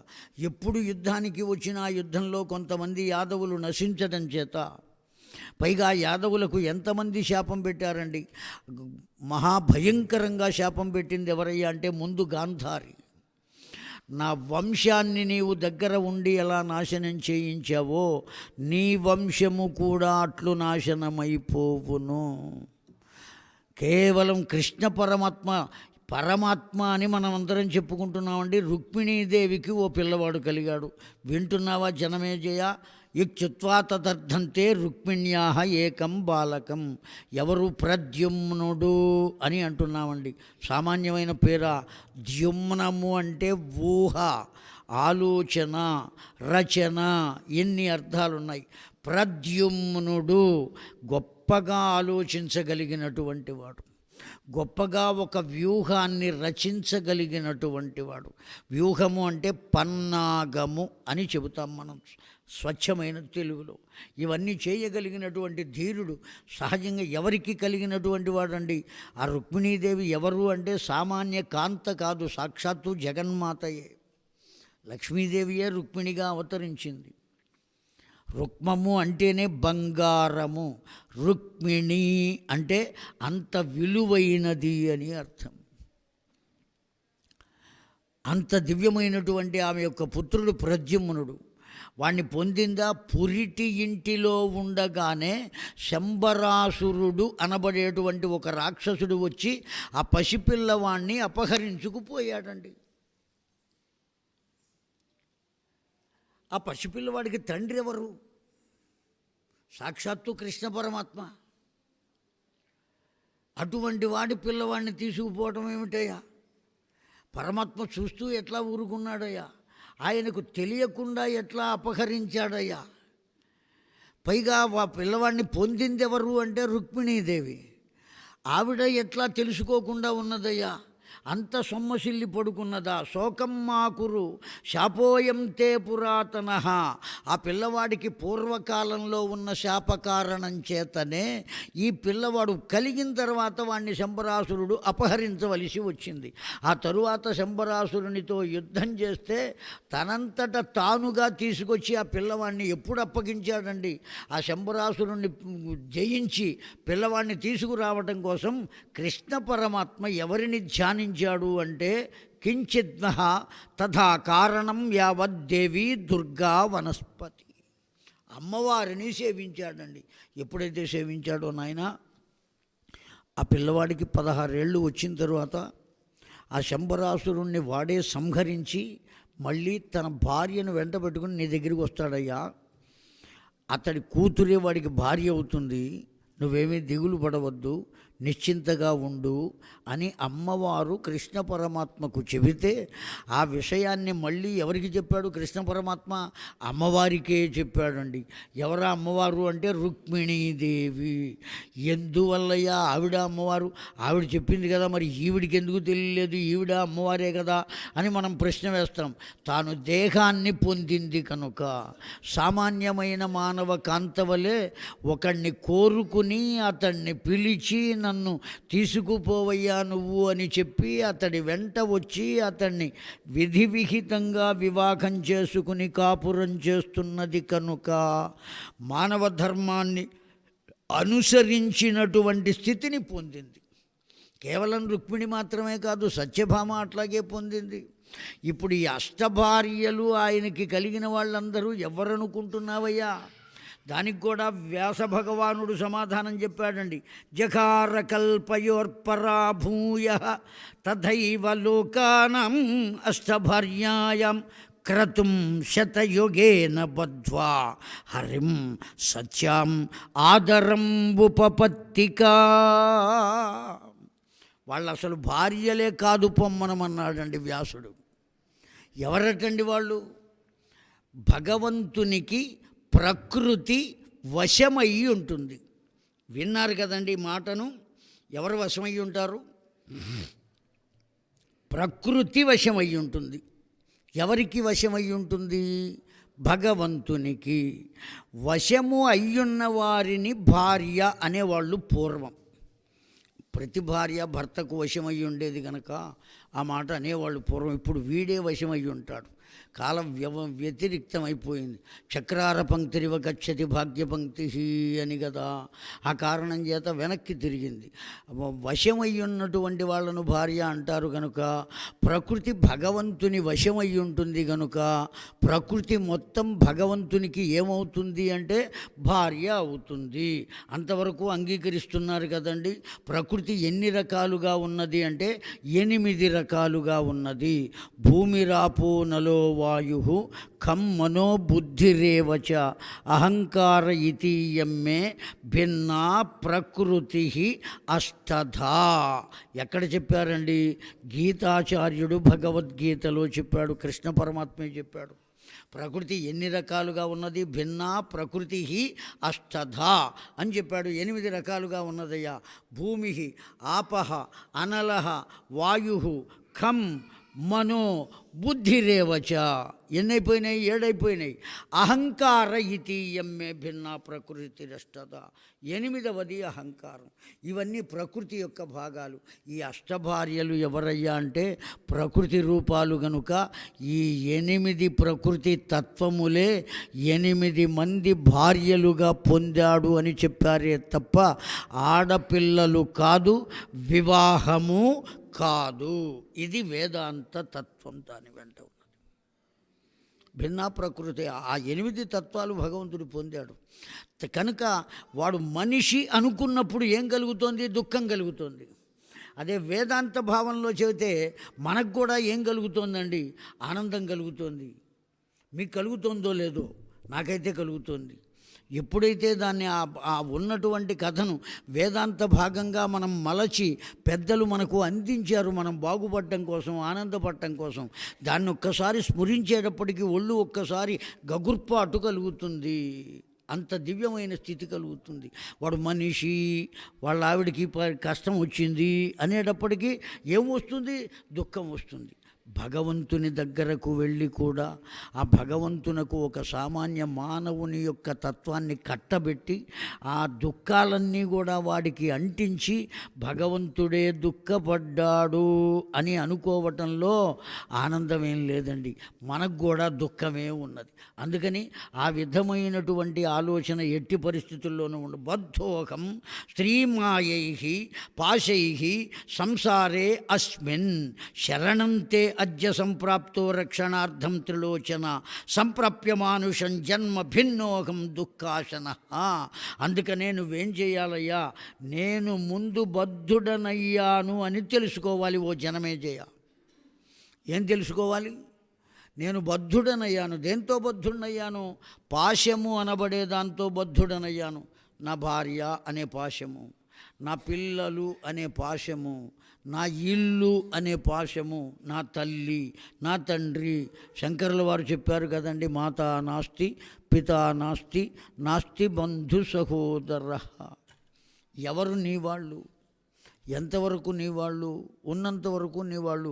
ఆ ఉన్నప్పుడు కూడా ఏ ఆస్తుల్లో అన్నా గొడవ అయితే నీకు నాకు సంబంధం లేదంటారు. అన్నదమ్ములే ఒకే ఇంటి నుంచి వచ్చారు వాళ్ళు, ఒకే తల్లి గర్భం నుంచి వచ్చినా వాళ్ళు తిట్టుకుంటూనే ఉంటారు, కొట్టుకుంటూనే ఉంటారు. వాడిని చూస్తే వీడు తిట్టుకుంటాడు, వీడిని చూస్తే వాడు తిట్టుకుంటాడు. మా అన్నదమ్ములకి మాటలు లేవండి అంటాడు, పైగా సిగ్గు లేకుండా. మాటలు లేవేమిటండి అన్నదమ్ములకు? ఎక్కడి నుంచి వచ్చారు వాళ్ళు? కనుక ఏ విధంగా ఉండాలి? కనుక అనేక రకాలుగా ఎప్పుడు ప్రవర్తిస్తున్నాడు? మానుష రూపాన్ని కనుక భావించినట్లయితే ఈ వ్యవహారాలన్నీ వస్తాయి. అదే దైవభావం కనుక చేసినట్లయితే ఏ వ్యవహారము అందులో అడుగుపెట్టే అవకాశం లేదు అని కృష్ణ పరమాత్మ నిరూపించారండి. అందువల్ల నాయనా నీవు బద్ధుడవై ఉన్నావు. అందువల్లనే పాశై, దేని చేత బద్ధుడవై ఉన్నావు? పాశముల చేత. సంసారే అస్మిన్, ఇప్పుడు నీకు గురువులు నేను కాదు, భగవంతుడు కాదు, ఇంకోరు కాదు. చెప్పడానికి మాత్రం మా గురువు గారండి, వారి దగ్గర నేను ప్రతి విషయాన్ని నువ్వు గురువు దగ్గరకు వెళ్ళి అడుగుతున్నావా? ఏమండి, గురువు ఎంతటి వాడు అంటే చిట్ట చివరికి నీవు వివాహం చేసుకోవాలి అంటే ఎవరి పర్మిషన్ కావాలండి? ఇప్పుడు పిల్లవాళ్ళకి అసలు ఎవరి పర్మిషన్ అక్కర్లేదు. నేను అనేది శాస్త్ర విషయంలో. ఎవరి అనుమతి కావాలి? గురువు యొక్క అనుమతి కావాలండి. ఆ పెళ్ళికి ముందు స్నాతకం అని చేస్తారు కదా. ఆ స్నాతకోత్సవం అంటే ఏంటండి? పట్టా ఇవ్వటం. ఒరే అబ్బాయి, నీ చదువు పూర్తయిందిరా. గురువు చెబుతాడు, నీవు ఇప్పుడు బ్రహ్మచర్య ఆశ్రమాన్ని వదిలిపెట్టి గృహస్థాశ్రమంలో ప్రవేశించు. నీకు కావలసిన కన్యను పొంది నీవు గృహస్థాశ్రమంలో ప్రవేశించు అని అనుమతి ఇస్తే అప్పుడు వాడు వివాహం చేసుకోవాలి. తల్లిదండ్రులు కూడా కాదు అనుమతి ఇవ్వవలసింది. ఎవరు అనుమతి ఇవ్వాలండి? గురువు అనుమతి ఇవ్వాలి. ఈ విషయాన్ని వెళ్ళి ఇంటికి చెబితే ఆ ఇంటి పురోహితులు వెళ్ళి ఆ వంశానికి కావలసిన పిల్ల ఎక్కడ దొరుకుతుందో వెతికి ఆ పురోహితులు తెచ్చి ఆ పిల్లను అప్పగిస్తే అప్పుడు తన కొడుక్కి ఇచ్చి పెళ్లి చేసుకుంటాడు. దానికోసమే కన్యావరుణలు అని 4 బ్రాహ్మణులను పిలిచి దారిభత్యం ఇస్తారు. వాళ్ళు వెళ్ళి వెతికి రావాలి దారిభత్యం తీసుకునే. అయితే ఒక్కటండి, ఇప్పుడు 10 రూపాయలే ఇస్తున్నారు. ఆ 10 రూపాయలకి వాడికి దారి భత్యము లేదు, ఏ భత్యము లేదు. ఏమొస్తుంది 10 రూపాయలకి? ఏదో ఇవ్వాలి కనుక ఇస్తున్నారు. ఎందుకు ఇస్తున్నాం అనేటువంటి విషయం కూడా లేదు. వాళ్ళు కూడా ఎందుకు తీసుకుంటున్నారో తెలియదు. అయ్యా రండి అంటే, ఆహా నన్నే పిలిచారు కదా అని పెడతాడు. ఆ తాంబూలం తీసుకుంటాడు. ఏం చేయాలో తెలియదు వాడికి. దారి ఖర్చుల కోసం ఇస్తారు డబ్బులు. ఇస్తే ఆ పురోహితులు వెళ్ళి వెతుక్కు రావాలి. ఆ పిల్ల ఇప్పటి వరకు చూడలేదు కనుక ఆ తెరసల్లా పెట్టి వాడిని పీటల మీద కూర్చోబెట్టి చక్కగా వాళ్ళిద్దరికీ కళ్యాణం చేస్తే పిల్ల ఎవరో తెలియకుండా చేసుకున్న కళ్యాణములే కలకాలము నిలిచి ఉన్నవి అని చెప్పారండి. చిన్నతనంలోనే పెళ్లి చేసుకుంటే వాళ్ళు ఎంతకాలం 90 ఏళ్ళు వచ్చినా అట్టాగే ఉంటారు. ఆ ముసలావిడ ఏం చేస్తుంది? కోడలు అత్తయ్య భోజనానికి రమ్మంటే మీ మామగారికి పెట్టావా అని అడుగుతుంది. ఈవిడికి ఎందుకంటే 90 ఏళ్ళు దాటిపోయిన తర్వాత వాడికి పెడితే ఎంత, పెట్టకపోతే ఎంత. మీ మామగారికి పెట్టావా అని అడుగుతుంది ఈవిడ. వాడు వచ్చి కూర్చుంటే కానీ ఈవిడ కూడా వెళ్ళి కూర్చోవద్దు. ఎంత అనురాగం దేనివల్ల! ఇవాళ రోజున ఇదిగో నేను ఆకలేసి తినేసా కానీ ఆ టేబుల్ మీద మొత్తం గిన్నెలు పెట్టా, నీకు ఆకలేసినప్పుడు పెట్టుకో. చస్తాడా పెట్టుకోక? ఏం చేస్తాడు ఆకలేస్తే? ఎందువల్ల ఈ విధంగా ఉంటున్నవి అంటే కేవలం భావయోగము చేత దివ్యత్వమును పొందగలిగితే ఆ సంసారమే గోలోకము, స్వర్గలోకము. యాంత్రిక యోగము చేత పొందగలిగినట్లయితే అంతకన్నా దుఃఖమయము అయినటువంటిది ఇంకొకటి లేదు. కనుకనే దాన్ని నిరూపించడం కోసమే భగవంతుడు కూడా నేను వివాహం చేసుకున్నాను అని మనకు చెప్పి ఆ వివాహం చేసుకుని వాళ్ళు ఎలా ఉండాలో మనకు నేర్పారండి. మానుషం జన్మ సంప్రాప్య గుణాః సర్వేపి మానుషాః భవంతి దేహజాః కామం న దేవా న అనురాస్తదా. నువ్వు ఎప్పుడైతే మానుష భావంతో భావించావో అన్ని దుఃఖాలే కలుగుతాయి.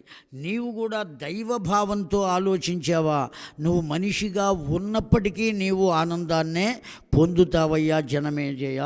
ఈ కృష్ణ పరమాత్మ యొక్క దివ్యమైనటువంటి చరిత్ర చేత మనం ఇన్ని విషయాలను తెలుసుకున్నామయ్యా. దేవదేవ జగన్నాథ సర్వభూతార్తినాశన విశ్వయోనే సురారిఘ్న నమస్త్రైలోక్యకారక నీలకంఠ నమస్తుభ్యం శూలినే తే నమో నమః శైలజావల్లభాయ అథ యజ్ఞఘ్నాయ నమోస్తుతే.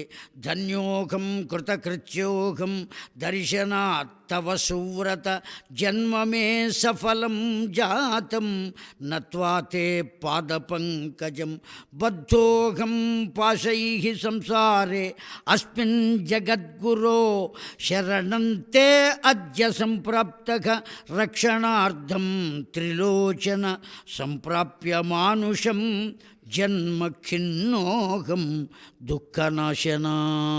హర నమః పార్వతీపతయే హర హర మహాదేవ.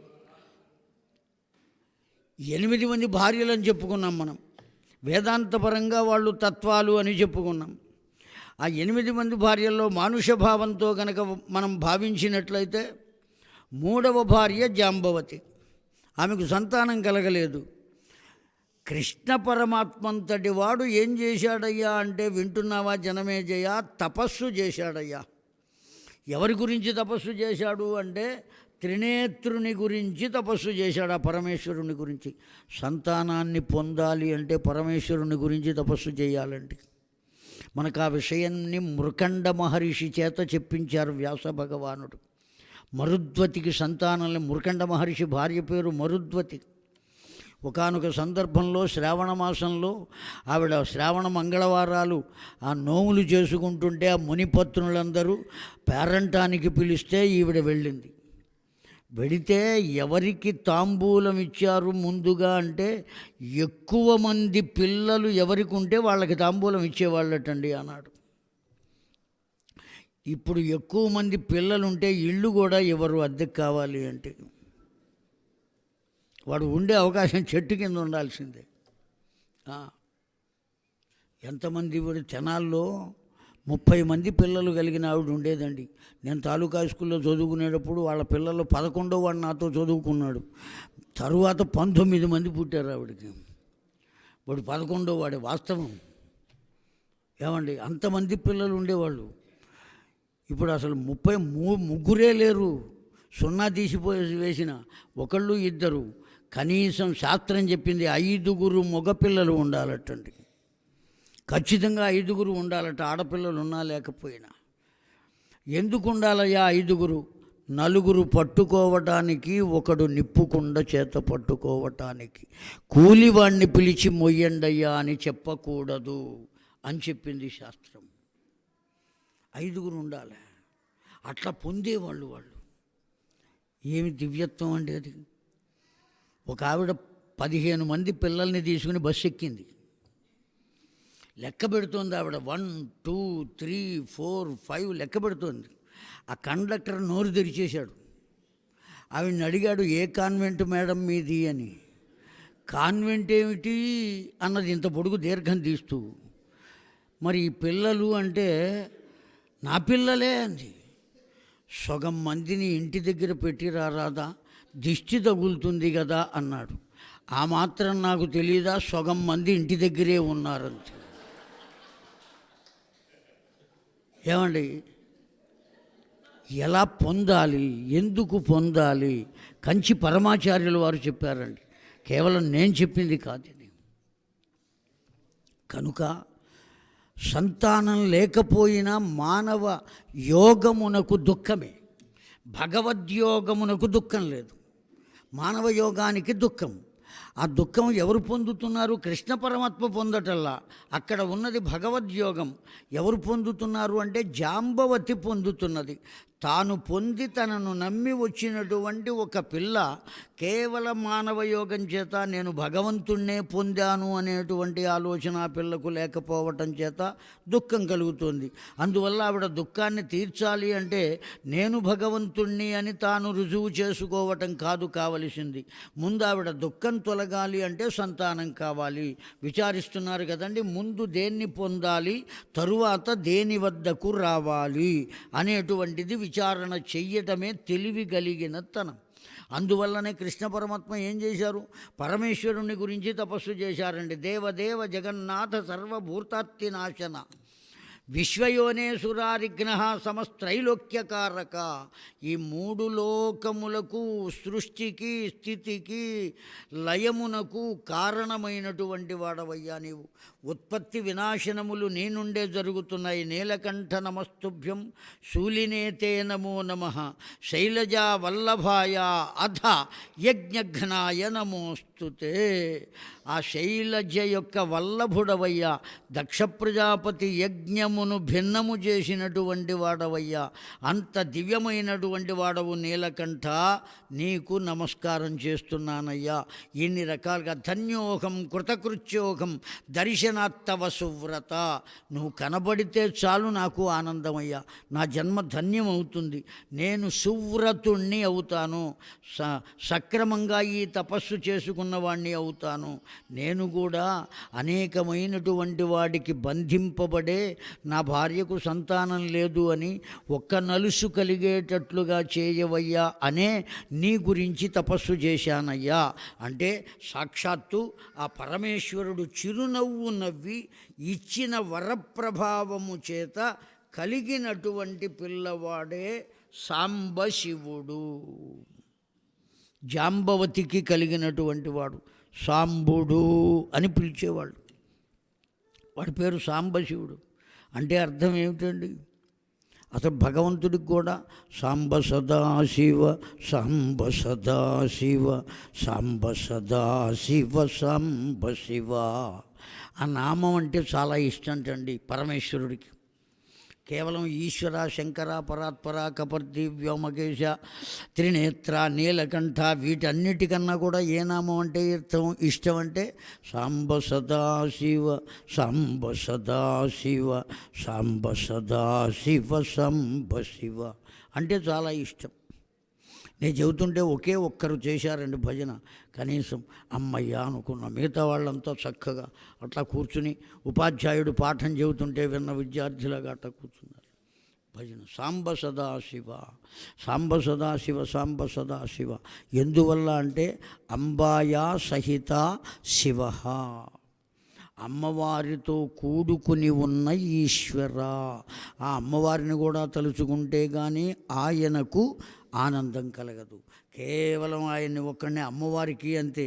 తనను ఒక్కదాన్నే కీర్తించినంత మాత్రం చేత కుదరతటండి. అయ్యవారిని కూడా కలిపి చెబితేనే ఆ తల్లి ఆనందపడుతుందట. ఆ కారణం చేత ఎప్పుడైతే ప్రార్థించాడో వెంటనే సంప్రాప్య మానుషం జన్మభిన్నోగం దుఃఖనాశన త్రాహిమాం శరణం ప్రాప్తం భవభీతం భయాతున గర్భవాసే మహాదుఃఖం ప్రాప్తం మద నగ అనాహక. కనుక ఏది ఏమైనప్పటికీ కూడా నేను కోరేటువంటి కోరిక సక్రమమైనది కాకపోయినప్పటికీ నేను కోరుతున్నాను కనుక నా జాంబవతికి ఒక్క పిల్లవాణ్ణి కలగచేయవయ్యా ప్రార్థించాడయ్యా. అంతటి సాక్షాత్తు పరిపూర్ణ అవతారుడే అయినా అతడు కూడా మళ్ళీ ఎవరిని గురించి తపస్సు చేశాడు అంటే శంకరుణ్ణి గురించి తపస్సు చేశాడు. కనుక మానవ దేహాన్ని ఎప్పుడైతే పొందుతామో ఆ దేహానికి సంబంధించినటువంటివన్నీ కూడా మనం పొందవలసినదే. భగవంతుడైనప్పటికీ కూడా చిత్తవంతం గోవిందం ప్రత్యువాచ మహేశ్వర భగవస్తే భవిష్యంతి పుత్రాః శత్రునిషూదన స్త్రీణాం షోడశ సహస్రం భవిష్యతి శతార్థకం తా అనుపుత్రాః దశ దశ భవిష్యంతి మహాబలాః ఇత్యుక్త్వోపరా రామః ఆశుః శంకరః ప్రియదర్శన. అందున స్త్రీ రూపాన్ని పొందినటువంటి వాళ్ళు ఎవరైతే ఉన్నారో తప్పక సంతానాన్ని కోరుకుంటారు కదా. వాళ్ళంతట వాళ్ళుగా ఏం చెయ్యాలో తెలుసుకోలేనటువంటి అమాయకత్వంలో ఉన్నారు. కనుక జాంబవతి కొరకు నేను తపస్సు చేశానయ్యా, ఓ పిల్లవాడిని కలగజేయవలసింది అని అంటే చిరునవ్వు నవ్వినటువంటి పరమేశ్వరుడు ఆశీర్వదిస్తే జాంబవతికి పిల్లవాడు కలిగాడు. కనుక ఓ జనమేజయ సత్యముక్తం త్వయా రాజన్ వాసుదేవో జనార్దన క్షమః సర్వేషు కార్యేషు దేవానాం దైత్యసూదన. తాను ఎందుకొరకు వచ్చాడో ఆ భగవంతుడు ఆ పనులన్నీ చేశాడు. తాను వచ్చిన నాటి నుండే మొదలుపెట్టాడు. రోజుల వయస్సులోనే పూతనను సంహరించాడు. ఆ తరువాత శకటాసురుని సంహరించాడు.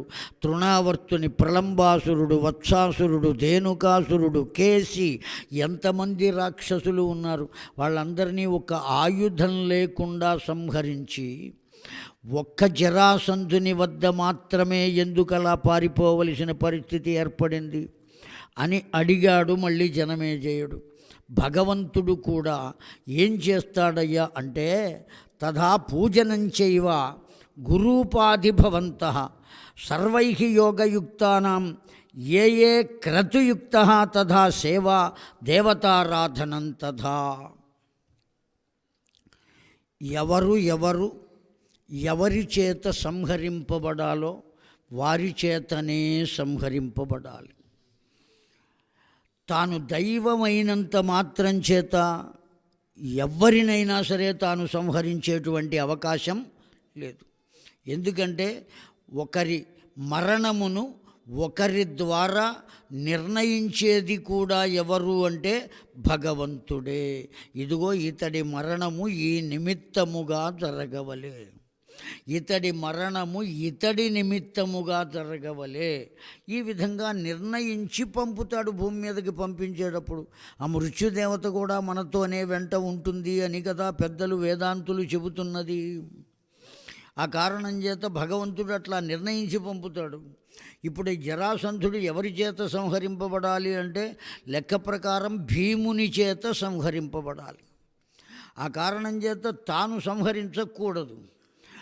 పోనీ ఈ కాలనేమి అనబడేవాడు ఉన్నాడు కదా, జరాసంధుడు కాలనేమిని వెంట పెట్టుకొచ్చాడు కదా, అటువంటి మరి ఆ కాలనేమి ఎట్లాగయ్యా, మరి వాడినైనా సంహరించవచ్చు కదా, ఎందువల్ల పారిపోయాడు అని మళ్ళీ జనమేజయుని ప్రశ్న. కాలనేమి బ్రహ్మదేవుని గురించి తపస్సు చేస్తే ఆ బ్రహ్మదేవుడు వరం ఇచ్చాడండి. మరణం లేకుండా నాకు వరం ఇవ్వవయ్యా అన్నాడు.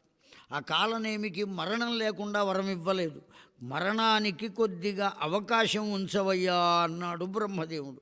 అప్పుడు ఏమన్నాడండి, త్రియుగ తపోకృత్వ, 3 యుగముల పాటు తపస్సు చేసినటువంటి వాడు నన్ను చూడగలిగితే నేను మరణిస్తా. ఏం చేయగలిగితే అండి, చూడగలిగితే, అతడి చూపు నా మీద పడితే నేను మరణిస్తా. అప్పటిదాకా నాకు 3 యుగముల పాటు తపస్సు చేసిన వాడు ఎవడున్నాడండి. అందువల్ల ఎవ్వరూ నన్ను సంహరించలేరు అనేటువంటి ఆలోచనతో ఆ విధంగా బ్రహ్మదేవుని అడిగాడు. ఎప్పుడైతే అడిగాడో బ్రహ్మదేవుడు అంగీకరించాడండి. తథాస్తు అన్నాడు, హంసారూఢుడై వెళ్ళిపోయాడు. ఇప్పుడు కాలనేమి కూడా కృష్ణ పరమాత్మ చేత సంహరింపబడడు. 3 యుగముల పాటు తపస్సు చేసినవాడు కావాలి. ఎవరున్నారు, ఎక్కడున్నారు, పరమాత్మకు తెలియకుండా ఉంటుందా? ఒక కొండ గుహలో ముచుకుందుడు అనబడేటువంటి రాజు ఇప్పటికి 3 యుగాల నుంచి తపస్సు చేస్తున్నాడండి. కూర్చుని తపస్సు చేశాడా, తరువాత నిలబడి తపస్సు చేశాడు, ఆ తరువాత ఒరిగి తపస్సు చేశాడు, ఇప్పుడు పడుకుని ఉన్నాడు. అతడి శరీరమున ఉన్నటువంటి కేశబంధము ఎంత దూరము వచ్చింది అంటే ఒక మర్రి చెట్టుకి ఊడలు ఎంతగా పేనుకుని ఉంటాయో అంతగా శరీరము నుండి ఆ కేశబంధములు బయటికి వచ్చినాయి. లీలగా ముచుకుందుడు కనబడుతున్నాడు కానీ పరిపూర్ణంగా ముచుకుందుని యొక్క దేహము అగుపడుట లేదు. ఆ స్థితిలో ఉన్నాడు, ఆ కొండ గుహలోనే ఉన్నాడు. పరమాత్మ ఆ కొండ గుహలోకే వెళ్ళాడయ్యా జనమేజయ. ఆ వెళ్ళినటువంటి వాడు వాడికి కనపడకుండా ప్రక్కన దాక్కున్నాడు. ఈ మాయావి అయిన ఈ వీడున్నాడే కాలనేమి, అతడు ఏమనుకున్నాడు, తీరా అక్కడికి వచ్చి కృష్ణుడు మాయావి ఈ రూపంతో ఇక్కడ పడుకుని ఉంటాడు. వీడి సంగతి ఇప్పుడు నేను చూస్తా, దొరికాడు అనుకున్నాడు. ఒక్క తన్ను తన్నాడండి వాడిని. పాదహతో భవతు, ఆ పాదంతో తాడనం చేశాడు. ఎప్పుడైతే తాడనం చేశాడో ముచుకుందుడు లేవలేదండి. అలా తలపైకెత్తి కన్ను తెరిచాడట. అతడి కంటి నుండి వచ్చిన కిరణములతో కాలనేమి భస్మమైపోయాడు. వాణ్ణి ఎలా సంహరింప చెయ్యాలో అలా సంహరింప చేసిన వాడు ఎవరు అంటే పరమాత్మయే. ఇంకోరైతే ఆ విషయాన్ని తెలుసుకోగలుగుతారా, వాడిని సంహరించగలుగుతారా? సంహరించలేరు. కనుకనే ఇప్పుడు ఈ జరాసంధుణ్ణి కూడా ఎవరు సంహరించాలి అంటే కేవలం భీమసేనుడు సంహరించాలి. కనుకనే రాజసూయ యాగ సందర్భంలో మీ తాతగారు రాజసూయ యాగం చేస్తే ధర్మరాజు, ఆ రాజసూయ యాగ సందర్భంలో రాజులందరూ ధర్మరాజు యొక్క చక్రవర్తిత్వాన్ని అంగీకరించాలి. ఏం చేయాలటండి, తథా సదా చక్రవర్తిత్వం హర్షే ప్రతి రాజన్నానాపవాదశ్చ కామోపసేవినం న పశ్యేత్. ఈ రాజ్యానికి నేనే రాజుని, నేనే పరిపాలిస్తా అని అనకూడదు ఎవ్వరు. ఆ ధర్మరాజు యొక్క రాజ్య చక్రవర్తిత్వాన్ని నేను అంగీకరిస్తున్నా అని ఒప్పుకోవాలి. ఒకవేళ ఎవరైనా ఒకళ్ళు ఒప్పుకోకపోతే వారితో యుద్ధం చేసి వారిని జయించి వారిని కూడా ఒప్పించి అప్పుడు రాజసూయ యాగం చేయాలి. ఏ ఒక్కరు ఒప్పుకోకపోయినా రాజసూయ యాగం చేసే అవకాశం లేదు. కృష్ణ పరమాత్మనే ప్రారంభింపజేశాడు ధర్మరాజు చేత రాజసూయ యాగము. ఇప్పుడు అంగీకరించని వారెవ్వరయ్యా? మొత్తం అందరూ అంగీకరించారు. 4 తమ్ముళ్ళని 4 దిక్కులకు పంపించాడు ధర్మరాజు. సామాన్యమైన వాడు కాదండి. ధర్మరాజు అంటే అదేదో అమాయకుడు, వాడికి ఏమీ చేత కాదు, భయస్థుడు అన్నట్టుగా కూడా చూపిస్తూ ఉంటారు. అతడి అసలు పేరు యుధిష్ఠిరుడు. యుధి అంటే యుద్ధరంగము, స్థిరుడు. ఆ యుద్ధరంగంలో ఏ భయము లేకుండా నిలబడి యుద్ధము చేయగలిగిన వాడు అని అర్థం. అనేకములైన అస్త్రశస్త్రములు తెలిసినవాడు అతడు, పనికిరాని వాడేం కాదు. అనేక చోట్ల మనం అలా చూసి ధర్మరాజు ఎందుకు పనికిరాడయ్యా, ఊరికే జోదమాడడానికి ధర్మాలు చెప్పడానికి తప్ప అని అనుకుంటాం. వాస్తవానికి చాలా గొప్పగా యుద్ధం చేయగలిగిన నేర్పు ఉన్నవాడు కనుకనే యుధిష్ఠిరుడు అని పేరు. ఊరికే రాలా అతడికి ఆ పేరు. అంత గొప్పవాడు ఆ ధర్మరాజు. అటువంటి వాడు కూడా ఏమీ చేయలేడు. అతడు చేసేటువంటి రాజసూయ యాగాన్ని ఇప్పుడు వాడు అంగీకరించాల. అందుకని ఏం చేశాడు కృష్ణ పరమాత్మ? అర్జునుని, భీమసేనుని కూడా వెంట పెట్టుకుని వెళ్ళి బ్రాహ్మణ వేషములు వేసి తాను కూడా బ్రాహ్మణ వేషాన్ని ధరించి అతని వద్దకు వెళ్ళి యుద్ధ భిక్ష పెట్టమని అర్థించాడు. ఎవరు అర్థించింది? కృష్ణ పరమాత్మయే. ఎవరిని అర్థించాడు అంటే జరాసంధుణ్ణి. ఎవడు శత్రువై తన వద్దకు వచ్చాడో వాడి వద్దకే వెళ్ళి బిచ్చమెత్తాడయ్యా. ఎవరి కొరకు బిచ్చమెత్తాడు అంటే తనను ఆశ్రయించిన వారి కొరకు. ఇది అర్థం చేసుకోవాలి. కనుక నువ్వు ఎప్పుడైతే భగవంతుని ఆశ్రయిస్తావో అప్పుడు నీ కొరకు ఏ పని అయినా చేస్తాడయ్యా భగవంతుడు. వెళ్ళి అర్థించాడు, యుద్ధ భిక్ష పెట్టమన్నాడు. ఎవరితో యుద్ధం చేయాలి? నువ్వెవరివో నాకు అర్థమైపోయింది. యుద్ధ భిక్ష అని ఎప్పుడైతే అడిగావో నువ్వు కృష్ణుడవు అన్న సంగతి నాకు అర్థమైపోయిందయ్యా. వీళ్ళిద్దరినీ నేను పరిశీలనగా చూచానా, ఇదిగో వీడి భుజముల మీద కండెలు గట్టి ఉన్నాయి గనక వీడే భీమసేనుడై ఉంటాడు. ఆ గదాదండమును భుజం మీద పెట్టుకుని ఆ భుజం మీద కండెలు గట్టి ఉన్నాయి. ఆ కారణం చేత వీడు ఈ భుజములకు ప్రక్కనే బాణములు గీసుకుపోయిన గీతలు కనబడుతున్నాయి ఈ పిల్లవాడికి. కనుక వీడు అర్జునుడై ఉంటాడు. నాకు సమవుజ్జి ఈ భీముడే కానీ అర్జునుడు కాదు. నన్ను సంహరించడం కోసమే నువ్వు తీసుకొచ్చావయ్యా. నేను ఇతడి చేతనే సంహరింపబడతా. మా 5గురులో మొట్టమొదటిసారి ఎవరి చేత సంహరింపబడతారో మిగిలిన 3 కూడా వారి చేతనే సంహరింపబడతారు. ఇప్పటికే బకాసురుణ్ణి, కీచకుణ్ణి సంహరించి ఉన్నాడు. కనుక నన్ను కూడా ఎవరు సంహరించాలి అంటే మా 5గురిలో నేను, దుర్యోధనుడు ఇంకా మిగిలి ఉన్నారు. కనుక నన్ను కూడా సంహరించేది వీడే. నాకేం అభ్యంతరం లేదు, వాడితో యుద్ధం చేస్తానన్నాడు. తనకు తానుగా అంగీకరించి తానే యుద్ధానికి ఒప్పుకొని తనకు తానుగా ఆ భీముని చేతిలో సంహరింపబడేటట్లుగా వ్యూహ రచన చేసిన వాడు ఎవరు అంటే సాక్షాత్తు పరబ్రహ్మమే. కనుక ఎవరికి ఎప్పుడు ఏ విధంగా ఏది జరిగినా ఇవన్నీ కూడా చేస్తున్నవారు ఎవ్వరు అంటే సాక్షాత్తు అమ్మవారి యొక్క దివ్యమైనటువంటి రచన విశేషమే. ఆ అమ్మవారి స్వరూపమే. అమ్మవారి అనుజ్ఞ చేతనే కృష్ణుడు కూడా ఈ విధంగా చేయగలిగాడయ్యా. అమ్మవారి అనుగ్రహం చేతనే ఈశ్వరుడు కూడా జాంబవతికి పుత్ర సంతానాన్ని ఇవ్వగలిగాడయ్యా. అమ్మవారి అనుగ్రహమే కనుక లేకపోతే ఇలా జరిగే అవకాశమే ఉండదు. ఆ విషయాన్ని తెలుసుకుని ఎవరు ఉండగలుగుతారో వాడు లోకంలో అన్నిటినీ పొందగలుగుతాడు. ఆ విషయాన్ని తెలుసుకోక అహంకారాన్ని ఎప్పుడైతే పొందుతాడో ఆ అహంకారం చేత పాడైపోతాడయ్యా. ఆ అహంకారమే రూపముగా కలిగిన మహిషుడు అనబడేవాడున్నాడు. వాడి చరిత్రను రేపు ఉదయం 9:30 కలుసుకొని మనవి చేసుకుందాం అని చెప్పారు సూతుల వారు శౌనకాది మహామునులకు. స్వస్తి స్వస్తి ప్రజాభ్య పరిపాలయంతాం న్యాయేన మార్గేణ మహిమహీషాః గోబ్రాహ్మణేభ్యః శుభమస్తు నిత్యం. లోకాః సమస్తాః సుఖినో భవంతు. కాలే వర్షతు పర్జన్యః పృథివీ సస్యశాలిని. దేశోయం క్షోభరహితో బ్రాహ్మణాః సంతు నిర్భయాః. అపుత్రా పుత్రిణః సంతు పౌత్రిణః అధనాः సధనాः సంతు జీవంతు శరదాం శతం. కాయేన వాచా మనసేంద్రియైర్వా బుద్ధ్యాత్మనా వా ప్రకృతే స్వభావాత్ కరోమి యద్యత్ సకలం పరస్మై.